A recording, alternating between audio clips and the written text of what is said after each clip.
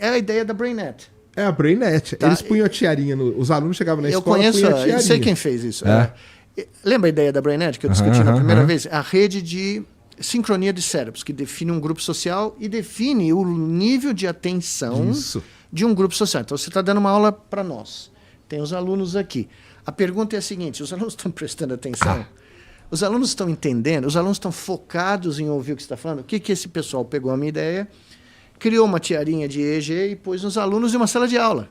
E começou a medir, quantitativamente, o grau de coerência ou de sincronia do cérebro dos alunos enquanto o professor fala. O professor tem um real. dashboard aqui, Isso. e vai mostrando. Aí aperta um botão, dá um choque. O filho da puta não taca mais o giz. Ele dá um choque, né? Imagina! Olha lá o Igor de novo com o microfone na mão, brincando de... né?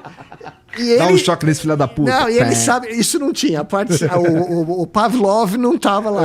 Tá. Mas ele sabia que o aluno estava fora da BrainNet, qual era o grau de sincronia da BrainNet, se os alunos estavam assimilando, ou pelo menos E por disciplina. Matemática, matemática os caras estão mais atentos. Qual disciplina os caras gostavam mais do que não? Só que aí os pais começaram a protestar, os pais das crianças, dizendo que achavam que isso era uma monitoração indevida, que não tinha grande firula, mas enfim. E aí eles combinavam ainda com as imagens, então aí eles começaram a ver...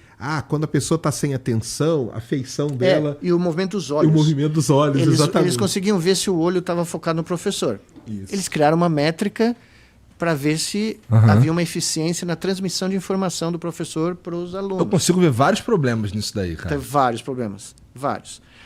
Então aboliram a tiarinha? A tiarinha foi proibida. Em Eita. sala de aula foi. Os alunos pareciam tão felizes no vídeo pegando a tiarinha. Mas essa foi...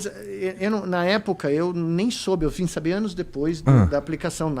Mas era o que eu ia fazer, que eu quis fazer no Palmeiras. Conta essa história pro Igor, que é legal pra caramba. Sabe, pra mim. Não, agora eu posso contar, porque passou um ano, já saiu... Eu fui lá no Palmeiras, encontrei com a Bel, com a comissão, e falei, veja bem, o futuro do futebol, se vocês querem realmente ganhar tudo e estar na frente de todo mundo, não é mais na biomecânica. A biomecânica do corpo humano chegou no limite. Ninguém vai correr mais rápido, ninguém vai contrair mais rápido, ninguém vai chutar mais forte. Não tem mais para onde ir. O limite é aqui. É aqui. O limite é quão síncrono é o time. Por isso que quando tá lá o Abel na beira do campo, ele fica simples, cara. Não, ele lembra do Miguel. Isso era aqui. Não, eu dei uma aula no Palmeiras. Eu cheguei lá, era para falar 15 minutos, fiquei 4 horas. A primeira. Aí eu propus a ideia de criar o Palmeiras Neurolab. Ia ser o primeiro do mundo. Tá? É aplicar neurociência de ponta no esporte de alta performance. Né? Isso é legal pra caramba, isso aí. Não, e assim, isso quem tá ouvindo assim do nada pode falar, puta, mas isso é um absurdo. Cara, se a gente for pensar que medicina do esporte ou cuidar da nutrição. Da nutrição ou da saúde mental do atleta 20 anos atrás era uma firula, Não, você não imagina. Aí eu chego na China, chego para um amigo meu que é esse louco, né? Eu falei, eu quero criar uma chuteira que tenha giroscópios, tenha sensores de pressão e tenha microcâmeras para a gente ver como é que o Messi cobra a falta do ponto de vista do pé dele. Eu quero ver qual é a inclinação do pé, eu quero ver a imagem da ponta do pé, eu quero ver a pressão que ele aplica na bola, como ele mata a bola, porque nós vamos criar um programa de treinamento baseado não no jogo de videogame, né? Que você usa a mão, né? Eu vou criar um joystick de pé com chuteira. Então o cara vai estar sentadinho na casa dele, vai estar jogando um jogo de futebol virtual no estádio da Bombonera, vai. O Palmeiras vai jogar na Bombonera semana que vem. Nós íamos fazer cada estádio que o Palmeiras jogasse no mundo, nós íamos ter um estádio virtual para o time treinar virtualmente nos estádios antes de jogar o jogo de verdade. E os caras iam receber feedback tátil da bola, dos jogadores adversários, no pé. Como um jogador de futebol recebe, certo? Tá? Nós íamos criar um treinamento... Eu não consigo nem imaginar como isso poderia funcionar, Miguel, sinceramente. E aí nós íamos medir a sincronia dos jogadores em tempo real, do cérebro dos jogadores, para saber se o cabeça fria, coração quente do Abel está fazendo sentido, se os caras sincronizaram. Aí o que eu fiz? Eles me permitiram medir isso em 4 jogadores ou 6 jogadores do Sub-20. Tá. Pus o EEG no CT do Palmeiras, tá? Projetei a BrainNet na parede. Isso vai entrar para a história. Agora que eu posso contar. Legal, cara. Aí eu vou publicar. Aí nós medimos Atividade elétrica em tempo real do cérebro do sub-20, enquanto eu dava umas instruções, ou outra pessoa, de o que eles tinham que fazer num jogo. Não sincronizou nada, os caras não estavam nem aí para mim. Nem pro... Aí vem o Abel e fala 5 minutos do que eles tinham que fazer no jogo. Bum! Conectou. Lobo pré-frontal dos caras, que é a área que planeja o futuro, que planeja ações coletivas, ações em grupo, bimba. Tá? Aí eu falei, nós vamos fazer isso em tempo real nos treinos e no futuro isso vai ser feito no jogo. Tá? Você vai poder saber que o cara precisa ser substituído muito antes dele ter sinais de fadiga física. É a tiarinha, hein? É a tiarinha para ganhar dos caras ali. Né? Aí eu falei, não vai ter pra ninguém. Não vai ter pra ninguém. Não, isso aí não ia ter pra ninguém, cara. Não vai ter pra ninguém. Não ia ter pra ninguém. Quem assinou isso daqui? Zico? Cara, então, Zico? Isso daqui te assusta, Pedro? Não. Assusta. Mas ele morreu no Vendaval. Não, em Montevidéu. Pedro tava lá ontem, cara. Não, mas Guardou não, dois, pô. ontem eu não vi. Ontem é um joguinho sem significado, eu só assisto decisão. Mas enfim, sempre imagina um barato desse? Cara, muito louco. E eu fico pensando, ó, tudo isso é muito foda. Eu sou a favor de que isso exista no mundo. Mas eu fico... por outro lado, eu penso, porra, a gente não tá tirando o gostoso do futebol, que é o imprevisível? Não dá, não tira, porque a sincronia é só uma manifestação do improviso. Você só está medindo um componente da improvisação. Você nunca vai... o Abel falou uma coisa muito correta, tanto publicamente quanto quando eu conversei com ele. Não, é impossível você quantificar e reproduzir, quantificar e reproduzir um jogo como o futebol. Porque o número de parâmetros aleatórios é tão gigantesco que não tem como. Tá? Não tem como. Então, por exemplo, aquela jogada que eu sempre uso da final da Copa de 70, que o Tostão rouba a bola, dá para o Clodoaldo dribla 4 italianos, passa para o Rivelino passa para o Jairzinho dá para o Pelé aponta no futuro, sem olhar. Ele aponta no futuro, o Carlos Alberto vem, pega a bola no futuro e faz o gol. Não tem como você prever aquele barato. Tá? Se você olhar aquela jogada, as decisões que foram tomadas por cada um daqueles jogadores, elas são aleatórias. Tá? No momento, o cara toma uma decisão ali. Mas aí será que por trás, nesse exemplo aí que você deu, não tá a Brainnet ali agindo? Por que o Pelé pôs a bola no futuro? Porque eles já se conheciam tanto. Ele jogou 5 anos com o Carlos Alberto no Santos. Então, ele sabia exatamente onde o Carlos Alberto ia estar. É o que a gente chama de entrosamento. Na minha época, a gente chamava isso de liga. Deu química. O time que deu química. Tá jogando por música. Por música. O Oswaldo Brandão falava isso. Por música. Eu não sei se você conhece essa história. O Oswaldo Brandão estava lá treinando a academia do Palmeiras em 74. Ele estava no meio do campo. Aí ele falou, não. Saiu do meio do treino, subiu na arquibancada. Aí o diretor de futebol do Palmeiras falou, Brandão, meio do treino, você vem aqui na arquibancada e fala, não preciso fazer mais nada. Eles jogam por música. Entendeu? Liga. Era a Brainnet. Era a Brainnet. Então, uma orquestra sinfônica, um time de futebol, um coral, né? Um grupo de astronautas. Quando os astronautas saem lá da estação espacial, né, para fazer uma caminhada espacial, claro. Aquilo é coreografado, porque qualquer erro ali, os caras estão mortos, tá? Qualquer erro, não tem segunda, não tem chora minha nega ali. Acabou. Tá? Todos esses balés humanos, que são manifestações da nossa capacidade de criar grupos sociais coesos, dependem de uma Brainnet. Tá? E essa Brainnet é manifesta pela sincronização da atividade dos nossos cérebros. E o que tu estava fazendo lá nesse período era observar a Brainnet. Eu estava no Palmeiras? Tá querendo mostrar para os caras que tem, cara. Eu fui observar e fui falar para eles, olha, esta aqui é a fronteira do esporte de alta performance. Então, a minha sensação é que o Abel adorou. A comissão adorou. Mas alguém ali no Palmeiras disse que não era para ele. Imagina, cara, você começa a medir, você vê que um jogador tá fora. Mas você sabe ali pelo seu histórico de treino... E para a torcida do Palmeiras, que já vai cair na minha cabeça, eu ia fazer de graça, tá? Pro bono e consegui dinheiro para fazer. O meu chapeuzinho do Palmeiras eu passei e consegui gente do fora do Brasil para pagar. Então, o Palmeiras Neurolab ia ser self-funded. Quer conversar com o Landim, com o Braz? Não, aí é difícil. Aí fica difícil. Não, eu tenho um contato com um time um pouquinho melhor, que eu vou lá agora na Inglaterra. Um pouquinho melhor. Qual? Não posso falar. Tá bom, tá bom. Mas eu volto Cara, aqui isso para é contar. muito legal. Isso aí é sensacional, cara. Porque você pegar os grandes times da história de qualquer esporte, Qualquer. você vê que tem isso. Você pega um Lakers. Chicago Bulls da época Isso. ou Lakers da época do Magic Johnson. Cara, e depois que você vê os documentários e tudo, você vê, cara, tinha um negócio ali, cara. Entendeu? Tinha, porque nós Não temos adianta- neurônios, nós temos uma classe de neurônios no sistema frontal e parietal, a gente chama, eu não gosto do nome, mas o nome é neurônio espelho, conhecido na literatura, tá? Que eles disparam vendo outro indivíduo fazer movimentos. Então eles copiam, eles de certa maneira eles estão registrando movimentos de outros indivíduos do nosso grupo social e estão usando essa informação para treinar, e não é só nós, tá? É aquele exemplo velho de eu bocejo, o cara boceja, é isso? Isso, mais Tá. ou menos. Mas, basicamente, eu vi isso em macacos, né? Quando a gente estava registrando atividade elétrica de certas áreas aqui do córtex motor, e um experimentador passava na frente, isso foi descrito pelo professor Risolati pela primeira vez nos anos 90, meu amigo, na Universidade de Parma, né? Lugar bom para você comer presunto, mas ele descobriu isso lá.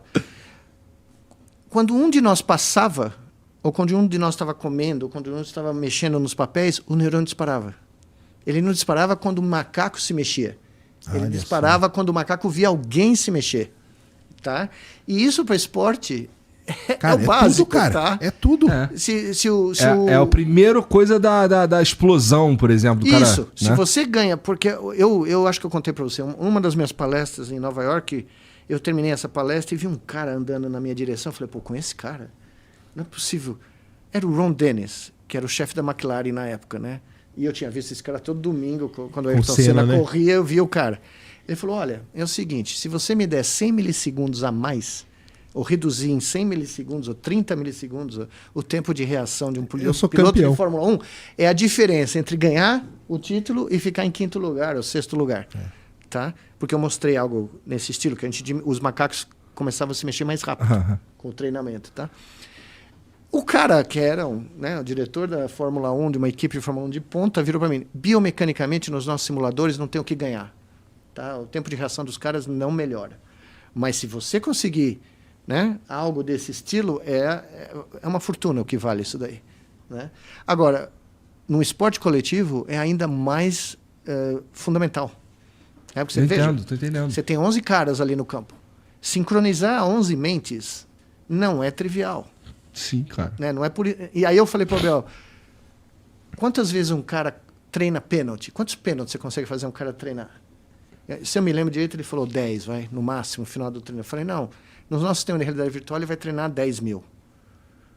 Porque ele não vai cansar, não vai consumir energia, ele não vai contrair a perna, ele vai treinar mentalmente a posição do joelho do goleiro, a posição do pé dele, e ele vai sentir no pé dele, sem sair da cadeira, o feedback do contato com a bola. Que tipo de equipamento tu estava propondo para isso daí? Os que eu desenvolvo. É? Os que eu desenvolvi para pesquisa básica, mas agora eu quero me divertir, entendeu? É por isso que tem aquele negócio de você pegar os 11 melhores jogadores do mundo, talvez aquilo lá não vire um time, né? Não, Sim, cara. Sim. Aí eu brinquei com A gente viu lá o melhor ataque do mundo, Romário Sávio de mundo, né? E não deu não nada, rolou, né? Não rolou. Mas por que não rolou? Individualmente o talento era explosivo. Faltou a conexão. Faltou a liga. A liga. Por exemplo, tinha um treinamento... Isso, vamos lá. Vamos dizer que tivesse ido pra frente isso daí que você tá falando do Palmeiras. Não, vai pra frente, só não vai no Palmeiras, Tá infelizmente. Tá bom. Mas como você não pode me contar ainda em detalhes, vamos dizer que tivesse ido pra frente no Palmeiras. Sim. Essa liga, essa BrainNet que pode estar num... Vamos lá, você vai no Flamengo, vamos dizer que lá não tá bem calibrada, então os caras não estão dando liga. Isso, observando os resultados do que os caras estão apresentando na hora do jogo, não sei o quê, dá para fazer um trabalho para que haja essa liga? Isso, não, a ideia era a seguinte, a ideia não era só mensurar qual é o grau de sincronia, a ideia era amplificar o grau de sincronia com as ideias que eu tenho de treinamento virtual. Meu irmão, Isso aí pode melhorar a Isso tem o contratação. potencial de Cara. de elevar o nível a ponto de todo mundo vai ter que fazer, senão vai Não. ter um time imbatível. Não, veja bem, no lance, ou seja, vou dar essa de graça pra você, porque eu sou um cara caridoso. Tá bom. No lance do primeiro gol do Flamengo ontem, Tá. a bola é lançada no facão pro Pedro. Aham. O que acontece? O Palmeiras jogando 3 zagueiros, em linha. Luan e Gomes hesitam. Eles não sabem quem vai na bola. Isso. Tá? Isso. Porque a bola foi bem passada. Todavia, se tivesse um zagueiro que explodisse, ou se um deles explodisse do jeito que eles explodem, não tinha um gol. Tá? Mas eles hesitam, porque eles não estão tão acostumados a jogar em linha em 3 zagueiros, porque é uma coisa que o Abel fez agora. Tá? Eles são bons jogadores, ótimos jogadores, mas eles não estão tão sincronizados. Isso aí. Tá? No momento que você hesita por 100 milissegundos, a bola chega no Pedro, é gol. já era. Tá? Segundo gol do Flamengo. O goleiro dá um chutão. O cara dá uma ginga, que eu não me lembro quem era o jogador, e cruza na área. Note, o Piquerez não chega com a Arrascaeta. A Arrascaeta cabeceia sozinho. Porque o zagueiro e o quarto zagueiro não entenderam a penetração do Arrascaeta no facão também para cabecear. Tá? Agora, se eles tivessem visto essa cena 20 milhões de vezes em realidade virtual, eles não precisavam pensar. Esse é automático, Essa né? é automática a reação motora deles. Você entendeu? Essa é o que faria o ganho de qualidade. O feedback físico, vamos lá, você falou que o cara vai treinar o pênalti e o pé dele sentiria... Isso. Isso é importante pro... Isso é importante. É muito importante. Porque você, tanto no beisebol, no arremessador, do pitcher, né? Isso. Quanto no cobrador de pênalti, não dá tempo de reagir se você só vai esperar para ver onde a bola vai. Simplesmente não dá tempo. O pitcher, por isso que o cara de beisebol Esconde a a bola com a luva. Isso aí. Porque a configuração dos dedos dele define que se é um fastball, curveball, slider. E isso é definido pela configuração dos dedos. O jogador, antigamente, né?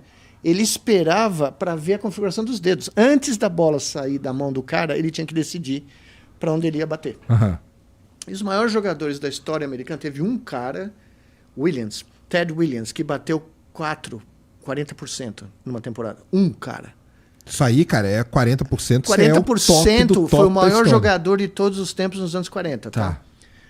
O melhor jogador hoje em dia é 35%, 36%, uma temporada. Por quê? Porque eles têm que reagir antes da bola sair da mão do cara. No cobrador de pênalti... Ele meio que tem que adivinhar. Os grandes caras adivinham... Eles não adivinham, eles treinaram a mente deles a esperar a configuração dos dedos. Então é automático. Tá. É automático. Então, eles já estão fazendo isso em hockey no gelo. Né? Nós íamos trazer, mas não da maneira que eu proponho, uma maneira mais simplista. O cobrador de pênalti é a mesma coisa. Se o goleiro for esperar a bola sair do pé do cara, pode esquecer. Só se ele der sorte de Do cara bater mal. ou ele adivinhar o canto. Tá? Mas se ele quiser conscientemente, ou não, conscientemente é a palavra errada, se ele quiser realmente ter uma chance, ele vai ter que automatizar alguma rotina. Ou a posição do joelho dos caras, que vai cobrar, porque a posição dos joelhos te diz se ele vai bater de chapa, de peito, de trivela, tá? Se ele vai bater de bico. Então, o cara tem que olhar para a configuração das pernas do cobrador, não para a bola. Tá? Então, era isso que, uma das coisas que a gente propunha fazer. Agora eu vou ser profético aqui. E só terminar uma coisa, Vai a lá. coisa mais Vai lá. divertida é que nós pegamos jogadores de várias posições. E aí nós medimos o tempo de reação dos jogadores numa realidade virtual para uma bola vindo aleatoriamente de encontro ao cara ou um jogador. E dependendo da posição do cara, os tempos de reação são diferentes. Olha só. Então, o lateral direito que nós medimos, ele reagia muito mais rápido para a bola do que para o jogador. O back central era o oposto. Ele reagia muito mais rapidamente para o jogador do que para a bola. E o centroavante do time reagia com as melhores reações, as mais baixas, tanto para o jogador como para a bola. Porque ele precisa saber onde está a bola e onde está o back. Né? O lateral direito precisa saber onde está a bola, porque ele vai para frente com a bola. E o back central precisa saber onde o cara está para marcar, entendeu? Aí eu cheguei, dá para a gente descobrir ali no sub-15 qual vai ser a melhor posição do cara. Olha isso, cara. Né? Mas infelizmente alguém lá no Palmeiras achou que não era... Agora escuta Que pena, minha profecia, hein? Que pena, não sei. Que bom, eu acho. Ó, minha profecia é a seguinte. O senhor vai conseguir implantar isso lá no time da Inglaterra. Ou da Itália, um dos dois. Tudo bem. Vamos supor que é na Inglaterra E no Mundial de Clubes contra Putz, o Palmeiras, Nossa, nem me os fala. caras vão ganhar do Palmeiras Aí eu não por volto conta pro disso. Brasil. Eu não volto, eu me Por suicido. conta disso. Aí eu me suicido. Tá ali, ó, o Juquinha de testemunha. Não, eu tenho uma solução melhor. Escuta. Que a minha mãe falou que se eu fizer isso, ela me mata. A solução é melhor. Eu sou sócio do Palmeiras, remido, né? Eu vou virar conselheiro, esperar 4 anos, quando a Entendi. neurociência não for tão legal, e vou ser candidato a presidente do Palmeiras. Aí eu chego lá e falo, Abel, é o seguinte, agora quem manda aqui sou eu. Não Vamos fazer. Né? Vamos Vamos fazer, fazer, né? Abel? Né? Só Você não vai ter imaginou? mais jato, Você né? já imaginou o primeiro presidente de um clube de futebol neurocientista? Pô, ia ser uma Pô, viagem. seria cara? legal, hein? Por que não? Seria legal, hein? Seria sensacional, que é o que os caras mais precisam mesmo. Ah, chega na Leila, não conhece a Leila, não? Não conheço a Leila, não. Pô, pelo amor de Deus. Eu mereço punições, mas tem limite. Caralho. Eu faço assim, eu chego no Palmeiras, viro presidente do Palmeiras, vejo se eu gosto, aí eu tento voos mais altos. Tá certo. Entendi. Cara, é porque assim, isso que você tá falando assim, se a gente tá aplicando ao futebol, né? Mas as aplicações pro cotidiano são foda também, cara. Equipe cirúrgica. Equipe cirúrgica. Você tem que sincronizar os caras que estão operando alguém. Tá? Eu, quando participava de cirurgia como instrumentador na faculdade, os timings são cruciais. Você passa o instrumento certo, você passa na hora certa. Aham. Né? Não, qualquer equipe que você tenha para fazer qualquer coisa, para resolver um problema, uma equipe que você tem de vários tipos de trabalho. Qualquer coisa. Né? Isso aí você pô, precisamos fazer uma solução aqui para algum negócio. Você põe uma equipe numa sala ali para resolver. Se a equipe tá na BrainNet, cara, E acabou, veja, cara. você quer medir o impacto de uma campanha de publicidade. É. Os caras fazem questionário, né? Apertar botão. Ou quantifica por quantos, sei lá, cliques tiver. Quantos cliques? Todo mundo pode falsificar isso daí. É. Qualquer um pode falsificar. Eu posso chegar lá e começar a apertar o botão toda hora. Agora esse nome BrainNet, ele pega, hein? Ele pega. O senhor já Vai patenteou ser- isso aí? Não, Não, o meu próximo livro vai chamar BrainNet. Isso aí tem que guardar Eu estou logo, começando porque... a escrever o meu novo livro de ciência, né? E cadê aquele de ficção? Sai agora. É? E você acredita? Eu cheguei na China, Vai vir lançar aqui, né? os caras já compraram o livro. Ah, é? Vai lançar aqui, agora, em abril de 2014. 24. E não, e você vai vir aqui no Sem Fim pra gente seria um lançar ele, prazer, vai ser legal porque pra você vai caramba. gostar. Vou adorar. Porque eu misturei. Eu sou um Astrônomo frustrado. frustrado. Amador. Mas eu misturei neurociência com Sérgio, astronomia. tu também é um astrônomo amador, Eu não sou é? amador também, claro. Eu não sou Não, astrônomo mas não tem profissional. comparação. É que assim, o hobby dele é esse de verdade. Eu observo as fotos de Io. Aham. O Sérgio quer pousar em Io. É. Aí é a diferença, entendeu? É. Sonha com E não isso, né? apareceu a foto do Io. Nós esperamos Ah, que... é. Ô, Vitão, vê se tu acha aí a foto Eu do... vou achar aqui. Não, pelo amor Como é de que Deus. é? Gigante Io. Io. É. Mas assim, tu tava falando, você é um astrônomo frustrado. Pô, eu montei telescópio quando eu era criança. Ah. Você lembra da Fotótica? Claro. O que é isso? Fotótica era uma loja uma de loja ótica. famosíssima. Famosíssima aqui em São Paulo. Era de microscópio a telescópio. E o meu pai era o meu pai entrava na Fotótica, o gerente já, né, apertava a O que mão. teu pai fazia, cara? Eu não Meu sei. pai foi juiz de direito durante 30 Ou seja, anos. o cara ficava feliz porque ele tava entrando contigo. Não, ele ia comprar tudo que tinha na loja. Meu pai era o maior cliente da Fotótica, provavelmente do Porque Brasil. ele era curioso. Ele adorava ciência, adorava computador. Quando a NASA ia lançar um barato, eles telefonavam para a Twin para pedir permissão para ele desligar todos os baratos para eles poderem lançar, porque a interferência ali vai ser gigantesca. Entendi. Né? Ele tinha uma sala de computador e ele foi comigo, isso porque eu quis, não porque ele quis, e comprou para mim o melhor kit para montar telescópio em casa que existia no Brasil na época. Eu montei um mega telescópio no telhado da minha casa e não tinha fotografia de telescópio na época, né? Era observar Sim, e não observar. tinha máquina, né? Não Sim, tinha entendi. máquina para tirar fotos de alta qualidade que hoje... Olha ele, ali, ó. Aí, ó. É esse mesmo. Isso aí. Parece uma Aquela de espinha baixo ali é a purulenta. melhor, ó. O guia Io, uma lua de Júpiter. Olha Ali lá. embaixo ali, ó. Linda. Essa é a amarelona ali. Olha lá. Olha Essa que aí, ó, coisa essa de aí é a louco. foto mesmo. Cada manchinha aí, ó, É um vulcão, vulcão. cara. É um Vocês mar... inventaram, claramente não é um vulcão. Cadê a lava? Tá lá. Tô zoando, Olha pô. lá. Tá rodando continuamente. Parece uma espinha bem nojenta isso Foi o que daí. eu falei. Ela Parece uma espinha, né? Parece uma lua E se você chegar lá e tentar pousar, você vai ver esses flows de de lava contínuo, né? É o inferno de Dante astronômico, tá? Enfim, eu comprei esse telescópio, montei e comecei a ver coisas, né, do Arco da Velha, porque a gente não tem essa ideia quando a gente é moleque. Com telescópio óptico você consegue ver coisas, a Lua.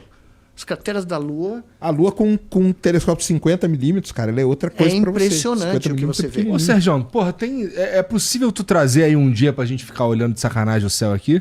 Tem o telescópio ali na Esse sala, que tá cara. aqui funciona. Olha, eu levei isso para Natal, na minha escola lá. Vamos pegar um dia. Vou fazer isso Comprei hoje. 2 telescópios, só que aí tinha câmera, tinha tudo. Recentemente. Um idiota que nem eu consegue só mirar e ver? Claro. Você faz o... Claro. É? Dá para você ver nébulas, dá para você ver galáxias. Você tira, tem um amigo meu de turma que tira fotos de galáxias aqui em São Paulo com um telescópio de 50mm, eu acho. Então, não, isso não é problema. Porra, legal.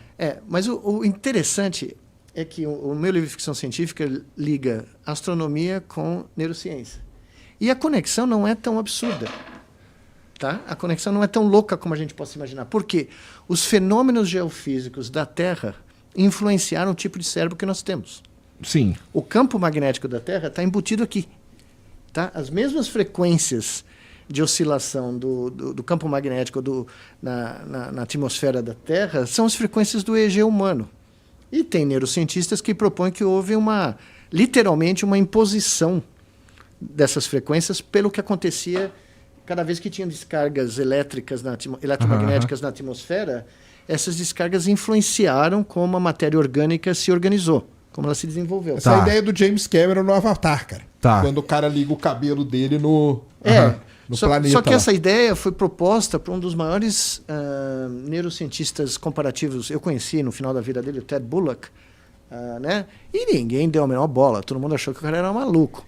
E mais recentemente os caras estão vendo que quando tem tempestades solares, ejeções de matéria eletromagnética do Sol, altera o comportamento humano na Terra. Tá? Então você tem maiores índices de crise epilética, ataques cardíacos, maiores fenômenos de revoltas sociais, guerras, convulsões, todas relacionadas com a atividade solar.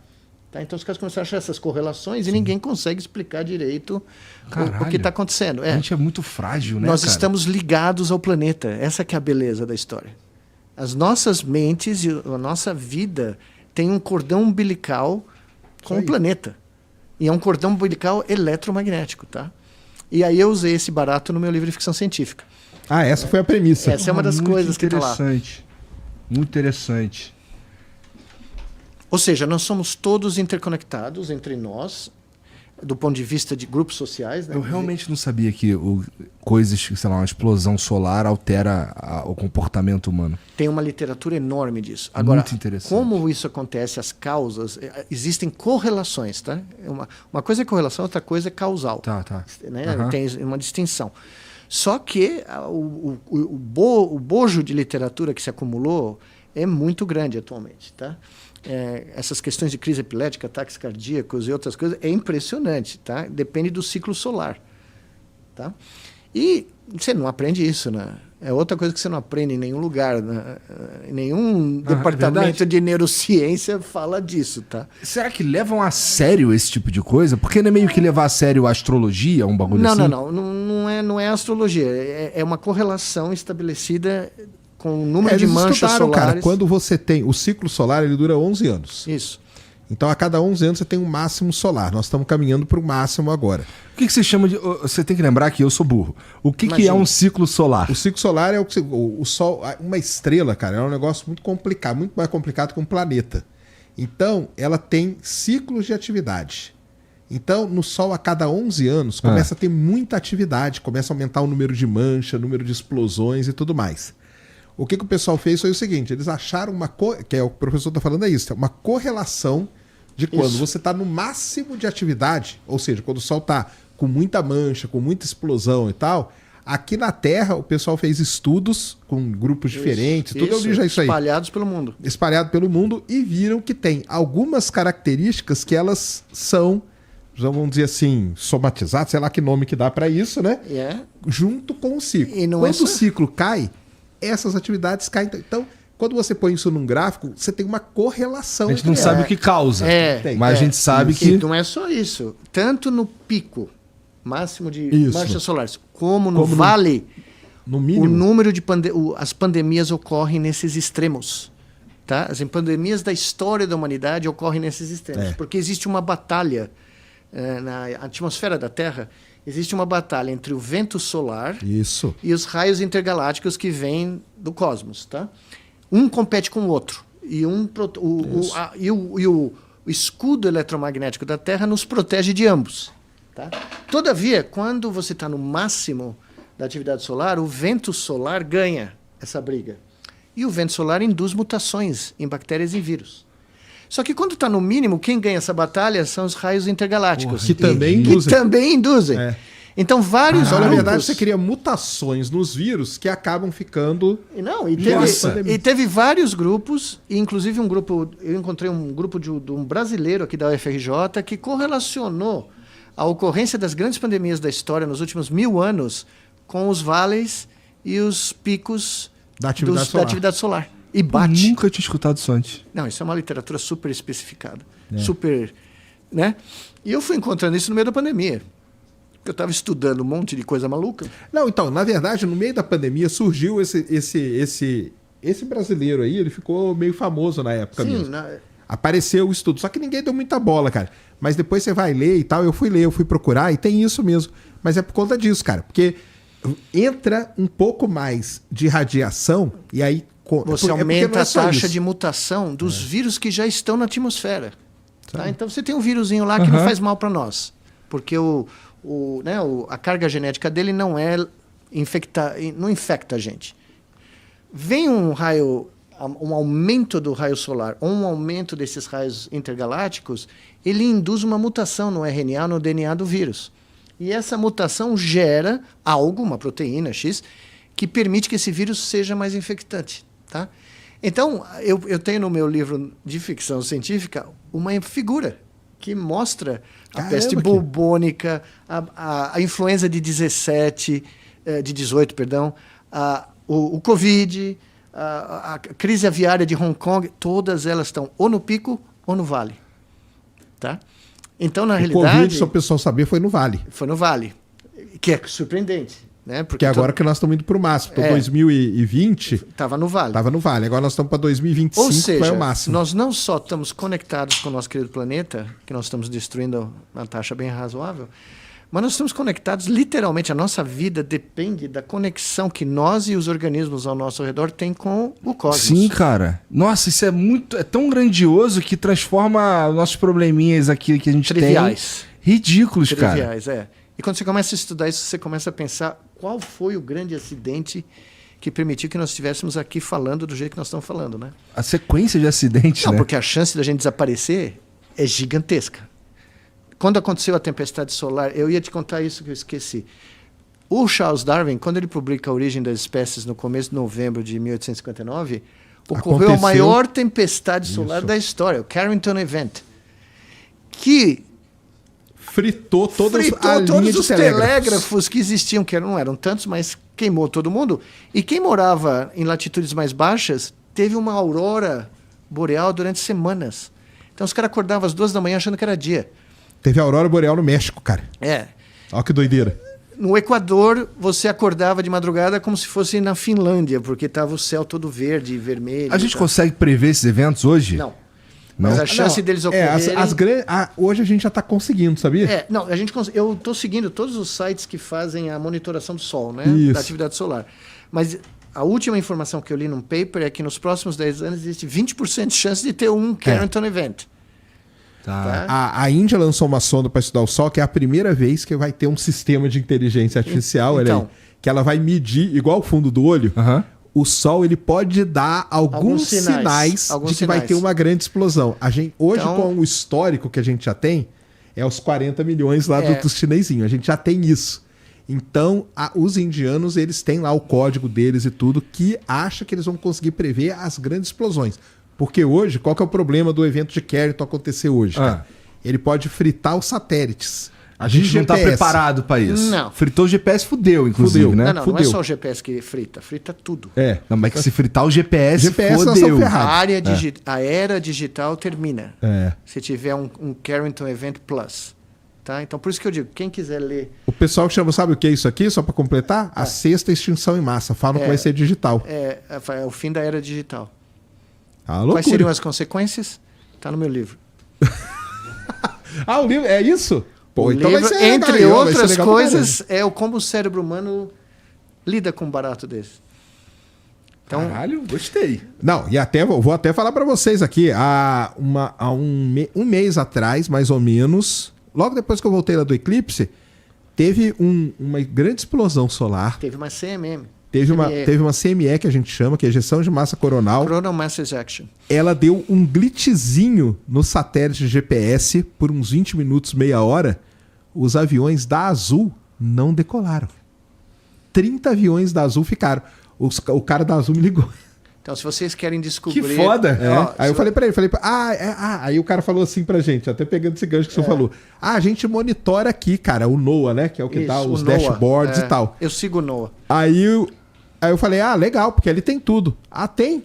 Não sabia não, porque a gente olha pra aquilo lá, aquilo ali pra gente é grego, cara. Entendeu? Então, se vocês quiserem saber o que acontece no planeta em 2036, quando uma tempestade solar 3 vezes maior que o Carrington Event atinge a Terra, Tá lá no guardem livro. até abril de 2024. Já pode falar o nome do livro, não? Nada será como antes. Pô, aí sim, cara. Pô, caralho, cara. Por que tu não imaginou um bagulho mais legal, cara? Esse daí a gente meio que fudeu. Tipo, Mas tem um final feliz. Você não vai imaginar o final feliz. Você nunca Não vai vai dar imaginar o spoiler final no final, feliz. não. O final é em abril que nós vamos ler da Porra, livro. acabou. E não é Palmeiras e Flamengo na final do Mundial, Palmeiras 4-0. Não é isso. É um outro final feliz. caralho, nem dá pra isso, né, acontecer. Não, vai dar, porque em 25 nós vamos disputar o Mundial todos juntos. Mas Você não aí viu? o time inglês vai estar lá com a O Brainnet. meu time inglês vai estar lá. Escuta o que eu tô falando. Putz, seria a ironia do final do mundo. Não, seria o Doomsday. O Doomsday Alviverde. Palmeiras perde no pênalti. O último gol de pênalti é um cara que treinou na Brainnet Exato. Nicoleles. Aí eu me mato. Não, porque aí o cara vai dar entrevista. Você nem sabe, ele vai dar, aparecer olha, na entrevista lá. o jogador do time vai chegar assim, olha, eu queria agradecer a Deus e também ao Dr. Nicoleles, porque se não fosse Deus, eu não estaria aqui, mas se não fosse o Dr. Nicoleles, eu não cobrava o pênalti na gaveta, então eu gostaria de Olha aí, ó. agradecer. Tá vendo? Aí vocês ouvem um barulho. Zzz. É o tiro de bazuca eu dando na minha própria cabeça, entendeu? Nossa, pois é. Que momento, né? De vitória e derrota ao mesmo tempo. Não, mas seria genial, né? Seria. Só não se mata, cara. Não, por favor. eu tô brincando, não, imagina. Tu tem quantos anos, cara? Eu tenho gloriosos 62. Ah, não. Vai ficar ainda bastante tempo aí inventando coisa Não, pra mas nós. a família é dura. É. Dona Ada, minha bisavó, aos 99, perguntaram, eu cheguei para ela, né? Dona Ada, qual é o segredo da longa vida? Porque a senhora tem 99, a vó Paulina sente não sei quantos, não sei... Eu era aluno de medicina, né? Andava de branco e tal. Fui lá na casa dela. Ela virou, meu filho é ficar longe de gente como você. Médico! Isso é a bisavó, tá? Você dá uma pequeno preview da família, né?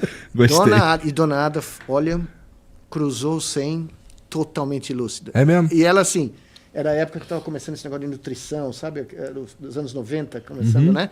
Dona Ada cozinhou a vida inteira com banha de porco, tá? Porque antigamente na cidade de São Paulo... hoje é... Não, cidade de São Paulo andava pela rua. O Matarazzo vendia potes, porque Com a não tinha banha, óleo, não tinha óleo para cozinhar.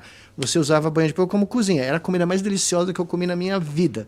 Né? E ela virava, todo dia chegava alguém e falava, Dona Ada, a senhora precisa comer mais saudável. Aos 99 anos, Dona Ada pegava colherada, punha na frigideira, fazia a comidinha dela. Se eu sou a Dona Alda, ia pegar a Dona Ada, ia Dona pegar Ada. a colherinha de banho de porco, botar na minha panela. Meu filho, com todo respeito, vai tomar no cu. Acho que Dona Ada nunca proferiu os tais termos, mas... Não, e veja Pô, bem... 99 anos esse quer é o- falar pra ti aqui. Minha bisavó sobreviveu à pandemia de 18 aqui em São Paulo. É? Ela estava no Brás, estava aqui. E ela contava como foi. Né? E imagina, você crescendo, você é criança, alguém contando para você, não, morria gente que nem mosca. Gente, né, morria pelas ruas. E eu falando, nossa, dona Ada, né? Falando, oh, que lorota, né? Como exagera. Quem diria? Né? Quem diria? Né? Cada vez que eu entrava numa reunião para debater o que tinha que ser feito aqui... Você lembrava dela? Putz, eu lembrava das histórias dela. Eu falava, não dá para... 100 anos depois, 100 anos, né? Nós passamos pela mesma loucura. Culpa é do Sol. É isso aí. Porra, Sol, tá de sacanagem, pô. É ele. Só não conta pros caras terraplanistas, né? Porque daí eles vão falar que se a gente estivesse no lado de baixo... né? Sim, cara. Não ia ter... Estaria protegido. Estaria protegido, né? E os caras da Terra Oca, se a gente estivesse dentro... Dona Ada achava que a gente vivia dentro. Ah, é? Ela acreditava que não pousaram na Lua. Eu já contei para você aquele dia, né? Nós estávamos em Poços de Caldas, 20 de julho de 1969. Neil Armstrong pousando na Lua, eu assistindo na televisão, maravilhado, né? Eu tinha um mapa da Lua que eu mostrava e tal. Dona Ada, isso é tudo coisa de Hollywood. Eles não chegaram lá. Eu falei, como não? Os caras estão pondo a bandeira. Não, eu só vou acreditar quando eles entrarem na Lua. Eu falei, vó, a gente vive na superfície da Terra, a gente não vive dentro da Terra. Ela falou, não, a gente vive dentro da Terra. Eu falei, tá bom. Né? Então, para ela, tá era tudo... Tudo assim, né? Eu tinha 8 anos, então você imagina o trauma, né? Bom, essa é a minha reação em geral, quando o cara fala, Terra é plana, Terra não sei o que. Tá bom. A gente saiu, né? O Gagarin foi lá em cima, tirou foto. Tem a curvatura. Como é que é possível, né? Tudo mentira, tudo Sempre igual, tem, tudo que nem o lance das pirâmides. pirâmides, pô. Todo mundo sabe que é um... É um foguete, né? Não, a pirâmide, na verdade, não existe aquilo ali. Aquilo ali é um chroma key, é um estúdio gigantesco de chroma key. Foi onde filmaram os Vingadores, cara. Os Vingadores, filmaram claro. Tanto que você pode procurar na internet aí, ver se você acha alguém tirando foto usando verde nas pirâmides. Não tem. Não tem. Tá vendo tudo só? chroma key. E agora, hein? Não, mas não é sensacional? Todo mundo procurando agora. Mas não é, sinceramente, só para um momento de pausa intelectual, não é espetacular imaginar que todos os aspectos da nossa vida dependem da atividade eletromagnética do Sol e dos raios intergalácticos? Não, isso chega a ser assustador, assim. Na verdade, coloca na perspectiva que a gente se acha muito foda, que a gente se acha incrível, que a gente consegue, diversos... eu inventei o computador, ou então, caralho, eu apresento um programa de sucesso. Meu irmão, isso não é porra nenhuma. Isso não é porra nenhuma. Acontece uma parada diferente por aí, fudeu, irmão. Acontece uma explosãozinha um pouquinho maior no Sol, cara. A Voyager, né, que é aquele satélite que a gente lançou, saiu do sistema planetário, né? Ele tá no sistema extraplanetário. Tá aí no meio da galáxia, em algum lugar. Você falou no programa... Num dos seus programas, né, ela recebe mais energia hoje em dia do meio interestelar do que do Sol. Do que do sistema solar. A minha sensação... E tem uma câmera lá, né? Que eles tiraram foto de todos os lugares que eles passaram. Eu estou esperando o dia que a Voyager vai tirar uma foto e vai aparecer um sinal aqui na entrada do sistema solar, escrito em inglês: Avoid this path. Evite essa direção, entendeu? Faça a curva para a direita, né? Andrômeda é logo ali, né? Porque, sério... Não dá, né? E o que tu acha da gente ter mandado mensagens pro espaço dizendo onde a gente tá? Eu sou da época do Cosmos, do Carl Sagan, né? Mas o senhor acha escutar tudo bem e mandar... É porque tem um problema ético nisso aí, você sabe, né? Tem, claro que tem. Tem o... Como é que chama aquilo? Tem o... Bom, tem duas coisas. O 7 é o de ouvir. O 7 não. O 7 eu visitei o 7.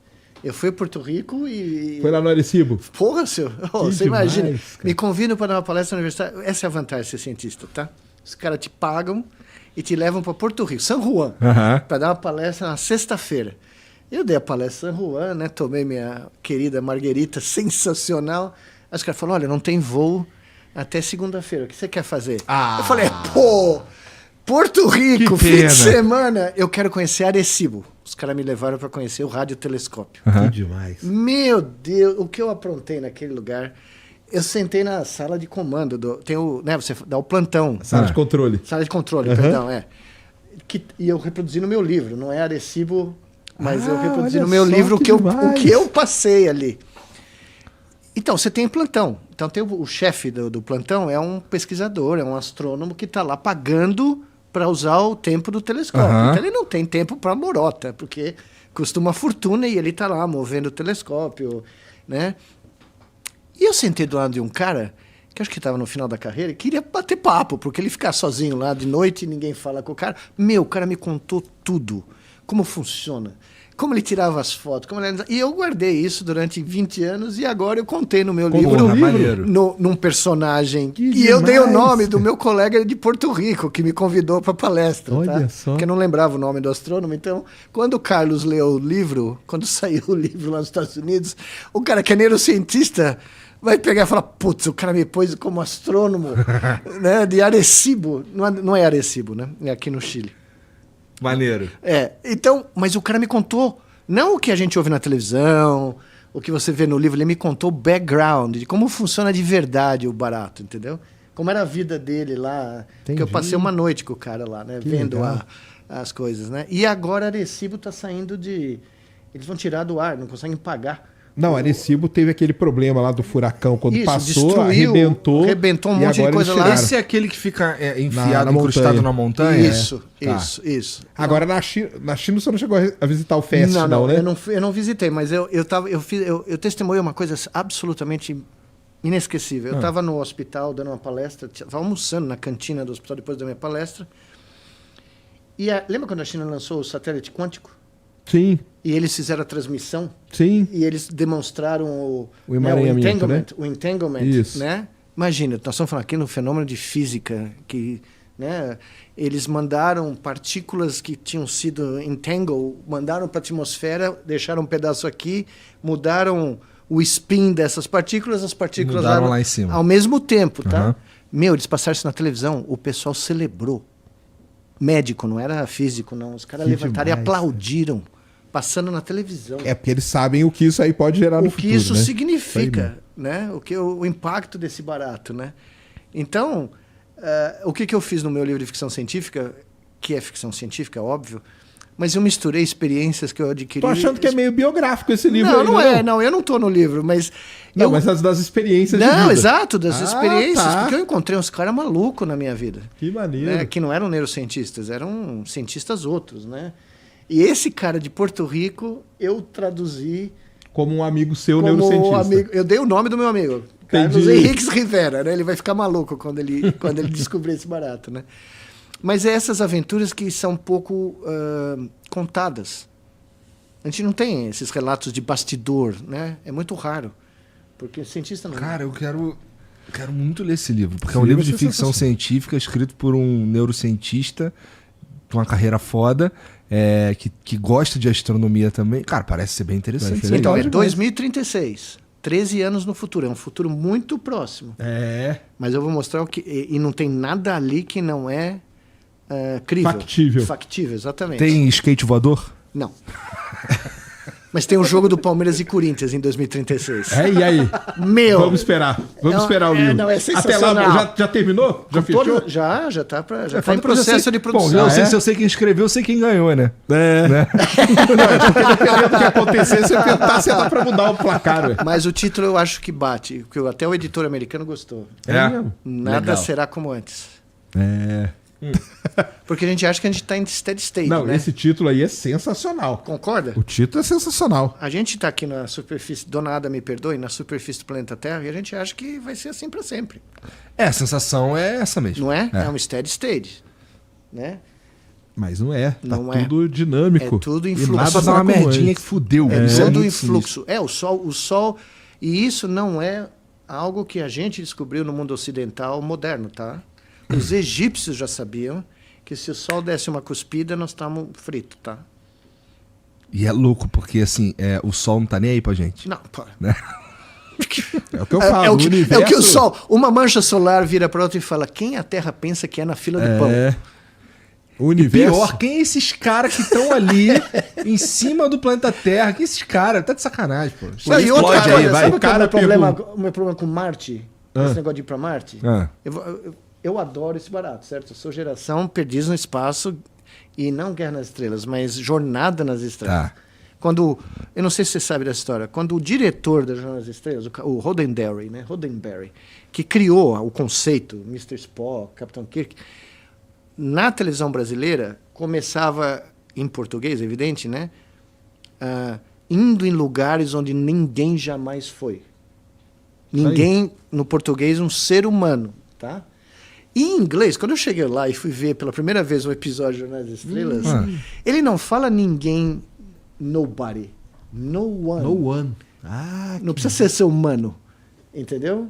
E foi um auê, porque o cara do nada, né, intuiu que poderiam ter outras formas de vida inteligente que Deixou poderiam estar viajando ali no- pelo universo, tá bom?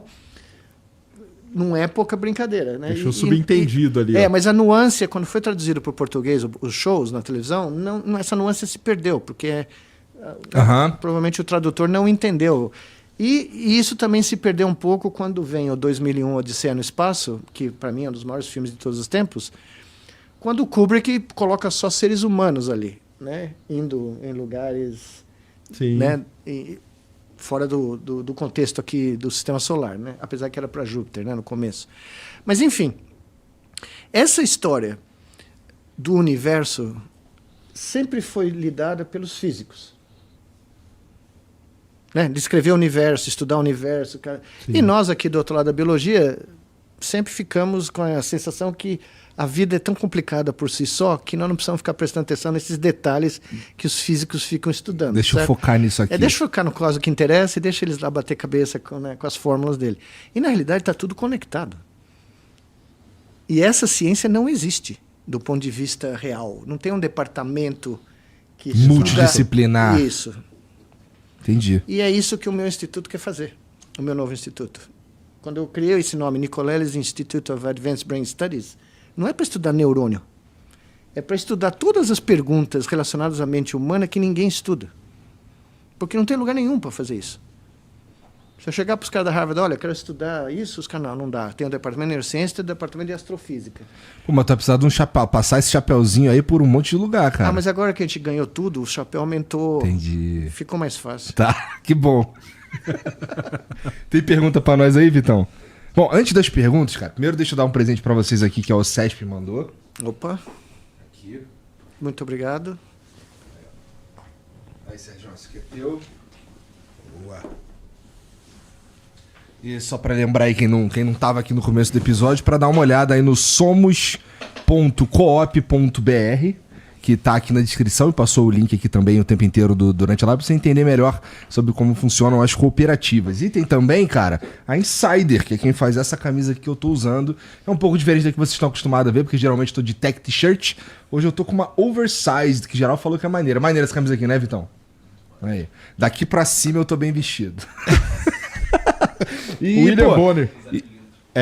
E se você entrar lá em insiderstore.com.br, você vai descobrir, cara, que tá rolando lá Early November, que é esse mês de novembro aí com descontos especiais por causa da Black Friday e tudo mais. Então você vai encontrar lá os best-sellers, que é a tech t-shirt, a cueca, a meia. Você vai encontrar também bermuda, moletom, várias, tudo que você precisa para completar o teu armário você encontra lá na Insider. E o Miguel e o Serjão vão ganhar um presente também. Opa! Grande Insider. Pra você aí. Uau! Você sabe que eu já vou abrir uma boutique, né? Cara, porque eu tenho uma toda coleção vez que já, tu eu vier aqui, tu adoro. vai ganhar presente, eu cara. adoro elas. Eu também gosto. Pra mim é muito fácil falar porque eu realmente Não, eu uso. também A gosto. gente usa, né? E ó, se você entrar lá no site pelo QR Code ou pelo link que tá na descrição, já vai aplicado o cupom FLOWBF, que é o que te dá até 40% de desconto no teu carrinho de compras. Então as peças que já estão com desconto, você ainda pode aplicar o cupom FLOWBF para ganhar até 40% de desconto no teu carrinho. Então, entra lá. Se você entrar pelo site direto, de novo, o cupom é FLOWBF e o site é insiderstore.com.br, que pode ser que você esteja só ouvindo esse episódio. Então, o cupom FLOWBF, até 40% de desconto. Demorou? Cadê? Tem áudio ou vídeo? Tem áudio? Então tá com o fone aí, Miguel. Que tem Fone? também, Sérgio. Uau. É que os caras mandaram um áudio pra Uau. gente. Enquanto eu vou abrindo aqui. Boa noite, pessoal, tudo bem? Hoje de manhã eu estava fazendo uma reflexão e percebi que antes, quando eu era mais jovem, eu tinha muitos heróis, Naruto, Goku, Superman. E hoje, depois do TC, meus heróis mudaram. Hoje meus heróis são professores, cientistas, assim como o Nicolelis, assim como o Serjão. e até um tal de Igor. Então é isso, gente. Eu espero que o futuro nos apresente com mais pessoas como vocês. Um forte abraço e tchau. Porra, uma mensagem motivacional no fim das contas, né, cara? Valeu demais, Muito cara. bonito. Tamo junto aí. Obrigado. Gostei, obrigado. Ó, o Eric Brasil, agora a gente não precisa mais do fone, não. Ah, tá. Foi rapidinho. É que de vez em quando os caras mandam vídeo, olha, na verdade é que eu só quero pôr o meu chapéu. O Eric Brasil Tem mandou... algo por trás disso. Né? É que eu só gostei do chapéu, eu ganhei de presente e gostei. Sabe, é o Panamá, não é? É. Santos Dumont. Bom, o cara que me deu era um amigo meu que veio no Flow e me deu o chapéu. O e rei eu dos Panamás na história brasileira é o Santos Dumont. vou até comprar outros, porque esse aqui já tá meio batido, né, Vitão? Toda hora eu tô com o mesmo chapéu. Eu vou mandar um pra você. Tá bom, Pode deixar. Aí, ó. tá bom. Ó, o Eric Brasil mandou aqui, ó. Salve, salve família. Sergião, o Super Xandão faz live todo dia, quase o dia inteiro. Eu tô assistindo e é cada coisa que dá nó na cabeça. Vai rolar debate? Uma das coisas que ele falou é que nunca tivemos em Marte. As fotos de Marte são, na verdade, Devon Island, no Canadá. Fora Nossa as Senhora. provas da Terra plana. Cara, ó, eu Quem não é sou... Super Xandão? Ele é um streamer, ele faz uns vídeos de... Ele faz vídeo de jogo, eu acho que é de jogos, de LoL. Pensei que era o ministro supremo. Não. Fiquei Esse é assustado só por o um Xandão. Esse aqui é Super Xandão. Esse é o Super Xandão. Ah, tá bom. E bom, eu não sou o Sérgio, mas eu suponho que um debate nesse sentido, ele é pouco frutífero. Né? Ele não tem muito pra onde ir. E uma coisa interessante é que o Sergião, ele chegou até nós aqui do Flow Por causa do por Super causa Xandão. do Super Xandão, cara. Super Xandão. Vou te explicar. Com a carta de recomendação. Não, olha isso. O Super Xandão participou de um programa e ele já falava nas lives dele lá o lance do... É que ele fala que ele é o último herói da Terra, ele é musculoso e tal. Uau. Ele fala umas paradas lá e ele é divertido. E nessa época ele tava fazendo muito sucesso e tal e ele participou do Flow. E a gente tava trocando ideia sobre o mercado do stream, não sei o que e tal. E eu achava que o lance da Terra plana que ele falava na live era sacanagem. Tanto que eu até dei uma sacaneada. É só pra, entendeu? Personagem e tal. Aí eu até, mas isso aí que tu tá falando é a mesma coisa falar da Terra plana que tu fala na live, cara. Tu sabe que não é verdade. Aí, o quê? Aí o programa virou. Virou sobre Terra plana. Ficamos falando sobre Terra plana um Horas. tempão. E aí, cara, o Sergião viu esse programa e ele tweetou assim, pô, foi lá um cara lá falar de terra plana lá, não sei o que, tem que chamar um cientista. Aí eu, vem tu então. Uau! Muito obrigado, Xandão. Alguma coisa de É aí útil. que começou, é isso mesmo.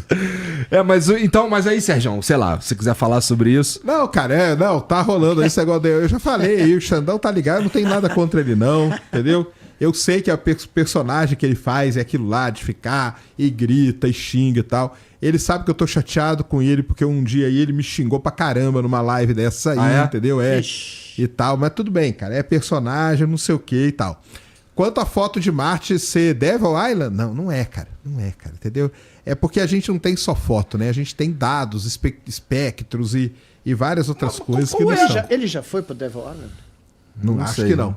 Mas qual seria a pira? Eu já conversei contigo e eu já sei, mas assim, qual é a pira da NASA, por exemplo, de dizer que foi pra lá sem ter ido?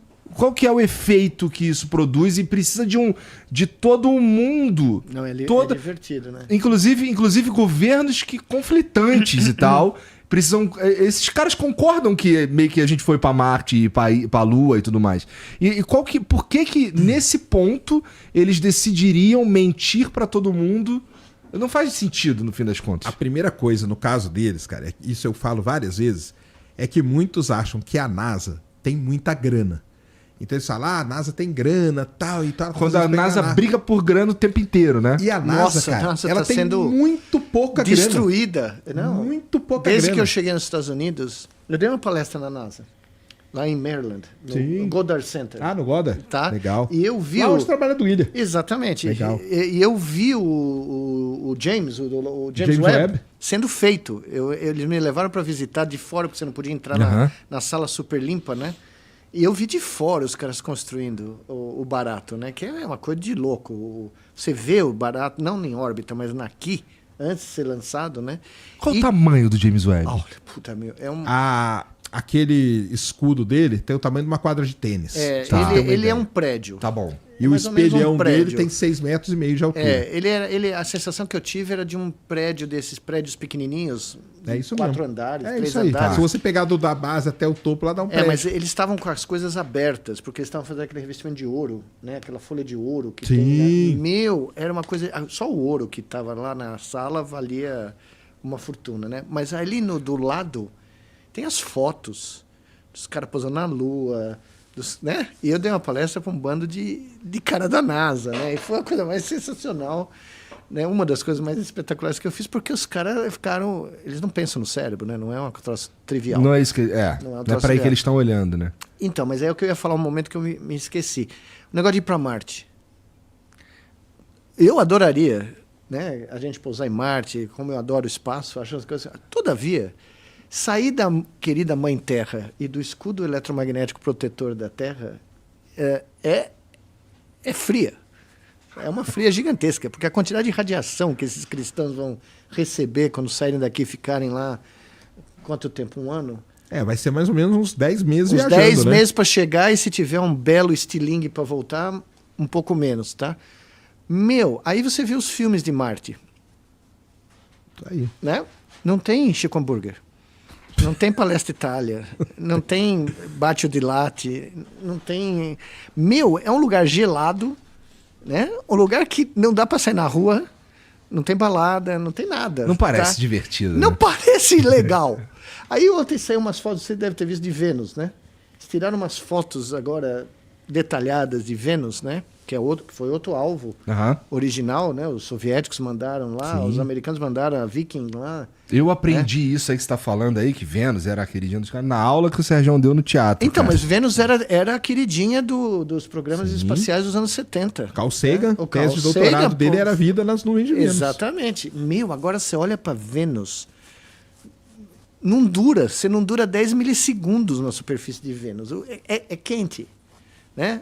E aí você vai para Mercúrio, então, né? Você abre a janela de Mercúrio, só tem o Sol no seu céu. Não tem mais nada.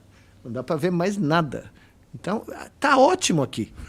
O lugarzinho é simpático, o lugarzinho é aprazível. Sério? Né? Nós podemos gastar um pouco mais de grana para manter o lugarzinho aprazível, porque se nós tivermos que sair daqui, não vai ser no sistema solar, a menos que a Europa seja um lugar melhorzinho. Né? Mas a Europa também vai... A superfície geladinho, é ruim, né? É ruinzinha, gelado. é. Bom é no oceano. Aí é gostoso. Como dizia lá na Bela Vista, não é bem a vizinhança que a gente quer, né? Sentar fulcro. Uhum. Né? Então, esse é o drama. Tem planetas que nem a Terra, exoplanetas que são... Mas estão a 2 anos-luz, 3 anos-luz. Nós vamos ter que hibernar durante um belo tempo para chegar lá. Né? E quando chega lá...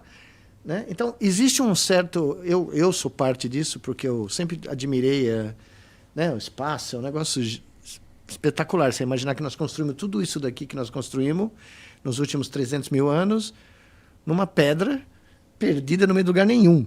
Porque nós estamos na vizinhança da vizinhança da vizinhança do lugar nenhum. Né? E aí fora, nós não temos muito como sobreviver. Né? Então, é muito curioso... E você, acho que tocou nesse assunto, a mente humana cria abstrações que se tornam mais importantes que a própria realidade. Ela cria esses fetiches, esses brands, né? Então, todos nós temos essa paixão pelo espaço, mas na realidade é um lugarzinho bem hostil à vida humana. The space is hard. E quando você lê os relatos dos astronautas... quando você lê os relatos dos astronautas que ficaram nas estações espaciais, os chineses acabaram de descer. Pousar isso. Você volta detonado. Detonado. Você perde massa muscular, você perde massa cardíaca. Dá vitiligo, problema na audição, problema no olho. fígado, problema no cérebro. Cara, o Marcos Pontes ficou surdo. Ficou surdo. Ficou 6 dias. Ele ficou 6 dias, ficou surdo. 6 dias é nada, né? Ele foi e desceu. O e problema é ficou quem surdo. fica lá, né? Então, e para você chegar em Marte vai levar um belo tempo. E existe a séria possibilidade, se você passar algum tempo em Marte, você nunca mais possa voltar para cá, porque você nunca mais vai se acostumar com a gravidade. Tem isso também. Tá? Então, você passa lá 1 ano, vai 2, a chance de você não ter condições biológicas de voltar para a Terra são reais. Tá? Fora que o grau... Muito interessante. E isso pouca gente fala. Porque nós fomos condicionados pela ficção científica Que o ser humano chega em qualquer lugar e consegue. Olha, Jornada nas Estrelas. Eu cheguei... Imagine, eu só ouvia Jornada nas Estrelas em português. Chego nos Estados Unidos, a primeira coisa que eu comprei uma televisão desse tamanho, porque eu morei num hotel durante 2 meses, branco e preto, porque eu não tinha dinheiro para nada. Primeira noite eu ligo no Jornada das Estrelas, Space, The Last Frontier. Eu falei, não saio daqui nunca mais. Né? Porque a voz do cara, sabe? Aí eu conheci a voz do Spock. Ah, a voz original. Meu, aí sim, né?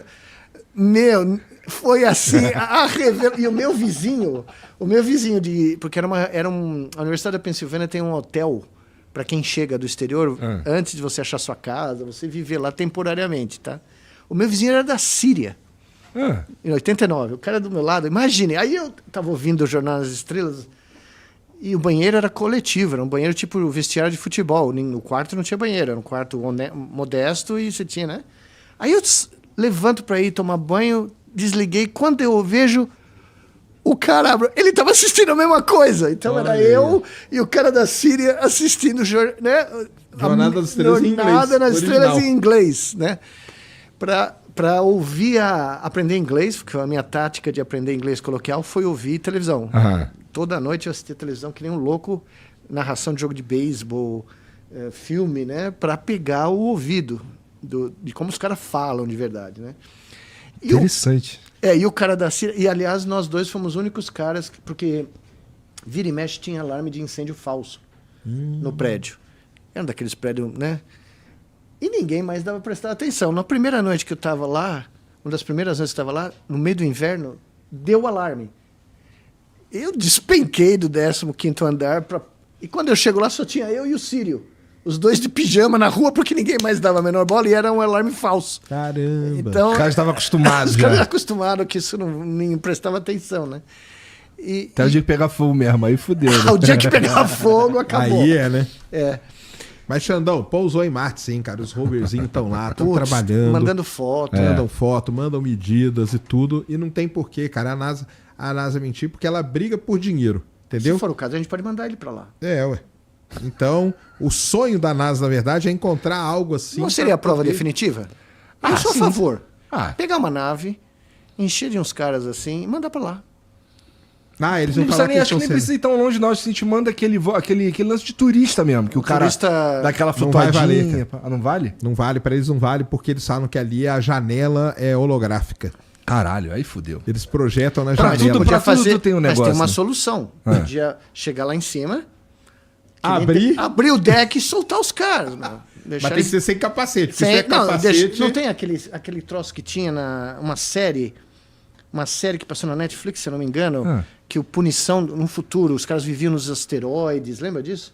E aí, quando os caras, pra punição, eles põem numa sala, numa nave, aí abriam e os caras eram ejetados pro espaço. Era a nova forma de se livrar dos caras. Parece horrível. Mas tem que ser sem capacete. Não, porque não, com eu poria o capacete vão falar capacete. que é holograma também. Não, eu poria o capacete só pra ficar flutuando lá, né? Ver a Terra. O João Dantas mandou aqui, ó. Salve, pessoal. Dupla de peso da ciência brasileira. Sergião, muito bom te ver no encontro mundial. Pergunta pro Nicoleles. Você estava pesquisando sobre o funcionamento do cérebro em grupo que há ativação da mesma área do cérebro nas pessoas. Pode falar mais sobre? Então, não é que a ativação da mesma área, diferentes áreas do cérebro sincronizam em diferentes frequências. Então, frequência é o número de disparos elétricos, tá? Então você mede o número de disparos na unidade do tempo e tem um espectro de frequência. Você vê quais são as frequências mais importantes. Coincidentemente, as frequências mais importantes do cérebro, eu já mencionei isso, são as que ocorrem na atmosfera durante descargas elétricas, né? Mas o que a gente consegue medir é quais áreas sincronizam em vários indivíduos e em que frequência. Então, por exemplo, um estudo que foi feito nos Estados Unidos, que eu comentei ontem, é um grupo de música clássica, 4 violoncelistas clássicos tocando uma série de músicas, e os caras mediram que áreas do cérebro dos membros do conjunto sincronizavam em que momento da música. E é diferente. Então, é uma sincronização dinâmica. Tá? E eles mediram com a sincronia do cérebro com os violões dos caras. O som que os violões produziam. Caramba. Sensacional. Então, tem o violonista líder, né? O cara que começa a partitura, vamos dizer assim, E você vê que os caras, sem tocarem, os outros 3 que não estão tocando, estão sincronizando com as frequências do som do violão. Aí o cara começa a tocar, o segundo violinista, os outros começam a sincronizar com os movimentos do cara. Tá? Então, e são diferentes áreas, né, do sistema auditivo, sistema motor, sistema associação, né, que mistura coisas. E então você tem uma mensuração espacial e temporal. Tá? Então não é a mesma frequência para todas as áreas. Isso é muito legal de observar, cara. Não, é a dinâmica. O filme que eles produzem é um filme de conexões de grafos, né? Então são setas entre os violinistas e a cor define a frequência. Então vermelho é uma frequência, verde é outra frequência. Então quando você vê esse filme, parece uma teia de aranha mudando de cor, tá? E quando eles estão todos tocando juntos, a teia de aranha fica na mesma cor. Porque conectou os 4 caras. Sincronizou, né? Sincronizou. Eu quero fazer isso para um time de futebol. Em tempo real. O time inglês lá. Não, e vai ser na televisão. Você vai ver isso na televisão. Assistindo o jogo, você vai ver. Uou! Sincronizou. Ou na torcida. Você pode fazer na torcida também.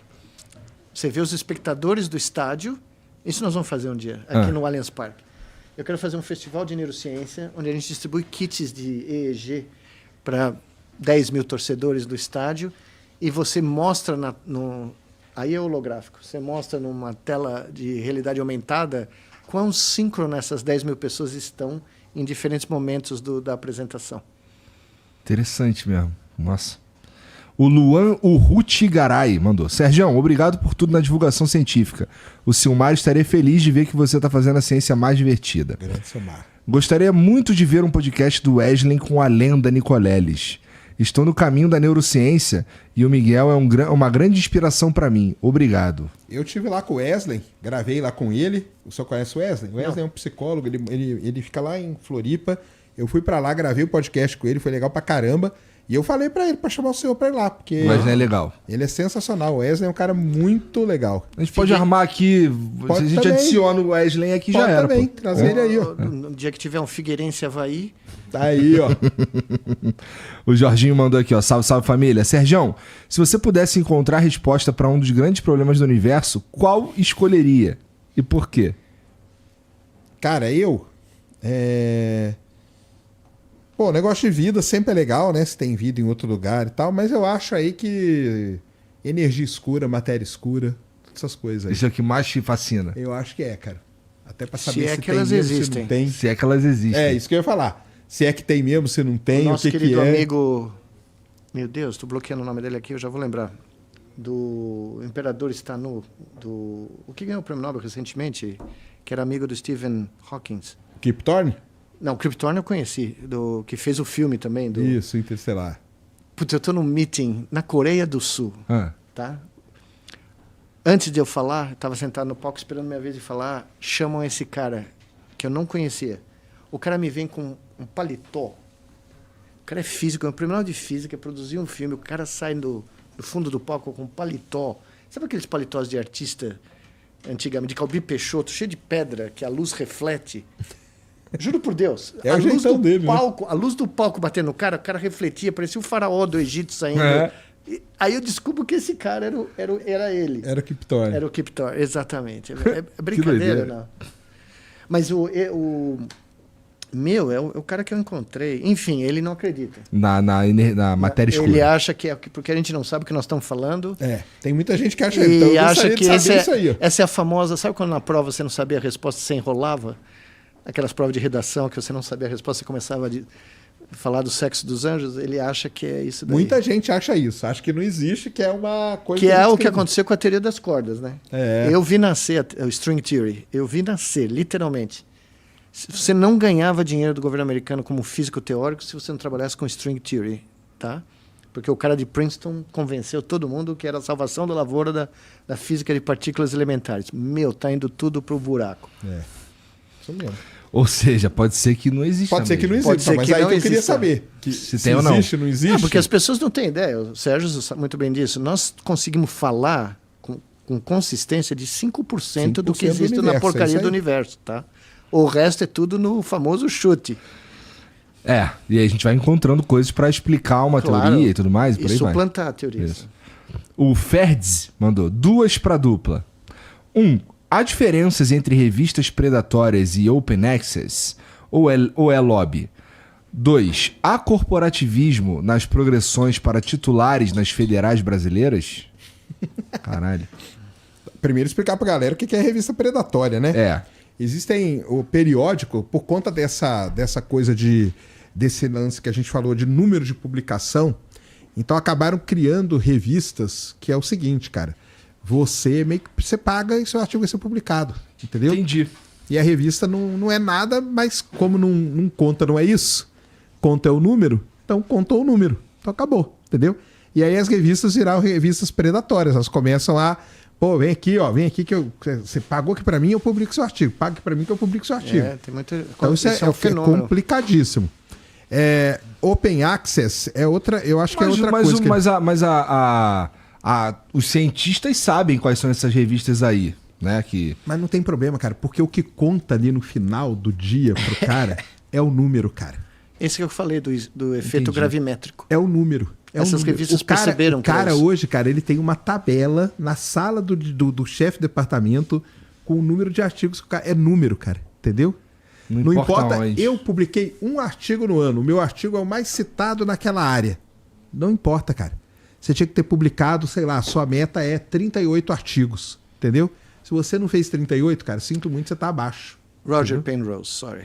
O Penrose. Penrose publicou um vídeo recentemente. Eu tava achando aqui o vídeo. Como eu fui esquecer o cara. E...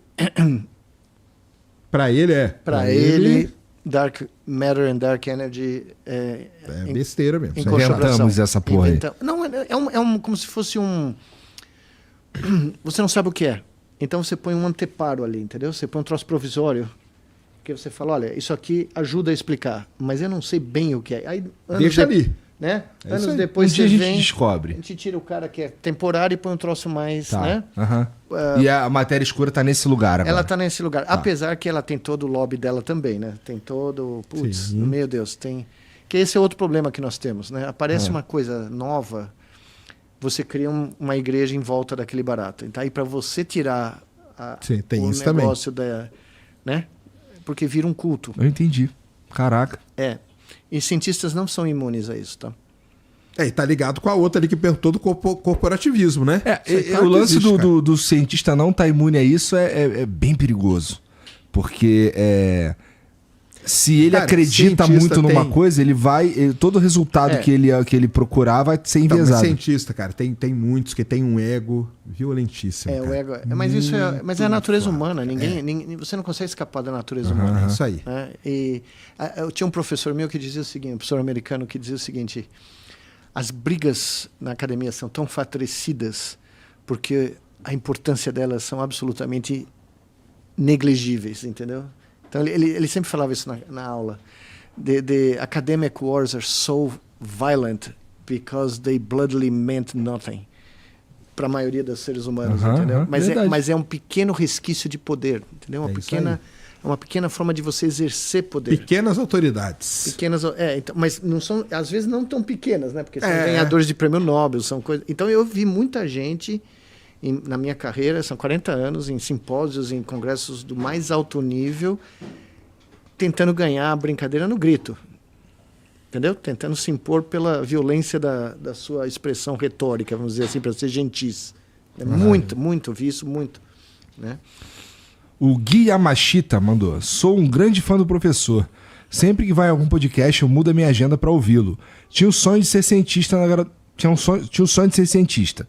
Na graduação de odonto, quando comecei a ter contato com o sistema por trás da academia, entre aspas, me frustrei e acabei abandonando. Avante palestra. Não, esse é um grande drama, porque esse não é um relato isolado. Triste, né? Eu recebo muitas mensagens, aqui do Brasil principalmente, né? Muito jovens que adoram ciência, né? Que têm paixão e se frustram com... o sistema. A quase impossibilidade de você penetrar. Por exemplo, quando você recebe o PhD nos Estados Unidos, no dia seguinte você pode orientar.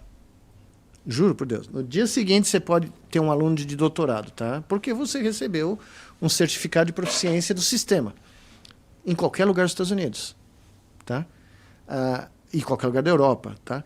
Aqui, você recebe o PhD e você tem que implorar para ser membro do programa de pós-graduação. Então, você tem que dar as piores aulas, você tem que fazer as piores coisas até você poder beijar a mão de quem... Não, e mesmo quando você passa no primeiro concurso para professor, no primeiro de todos, sem ser efetivado, Sim. você fez seu doutorado numa área. Você vai dar aula num negócio que não tem nada a ver, cara. É aquilo lá, ninguém quer dar aula, você tá chegando agora.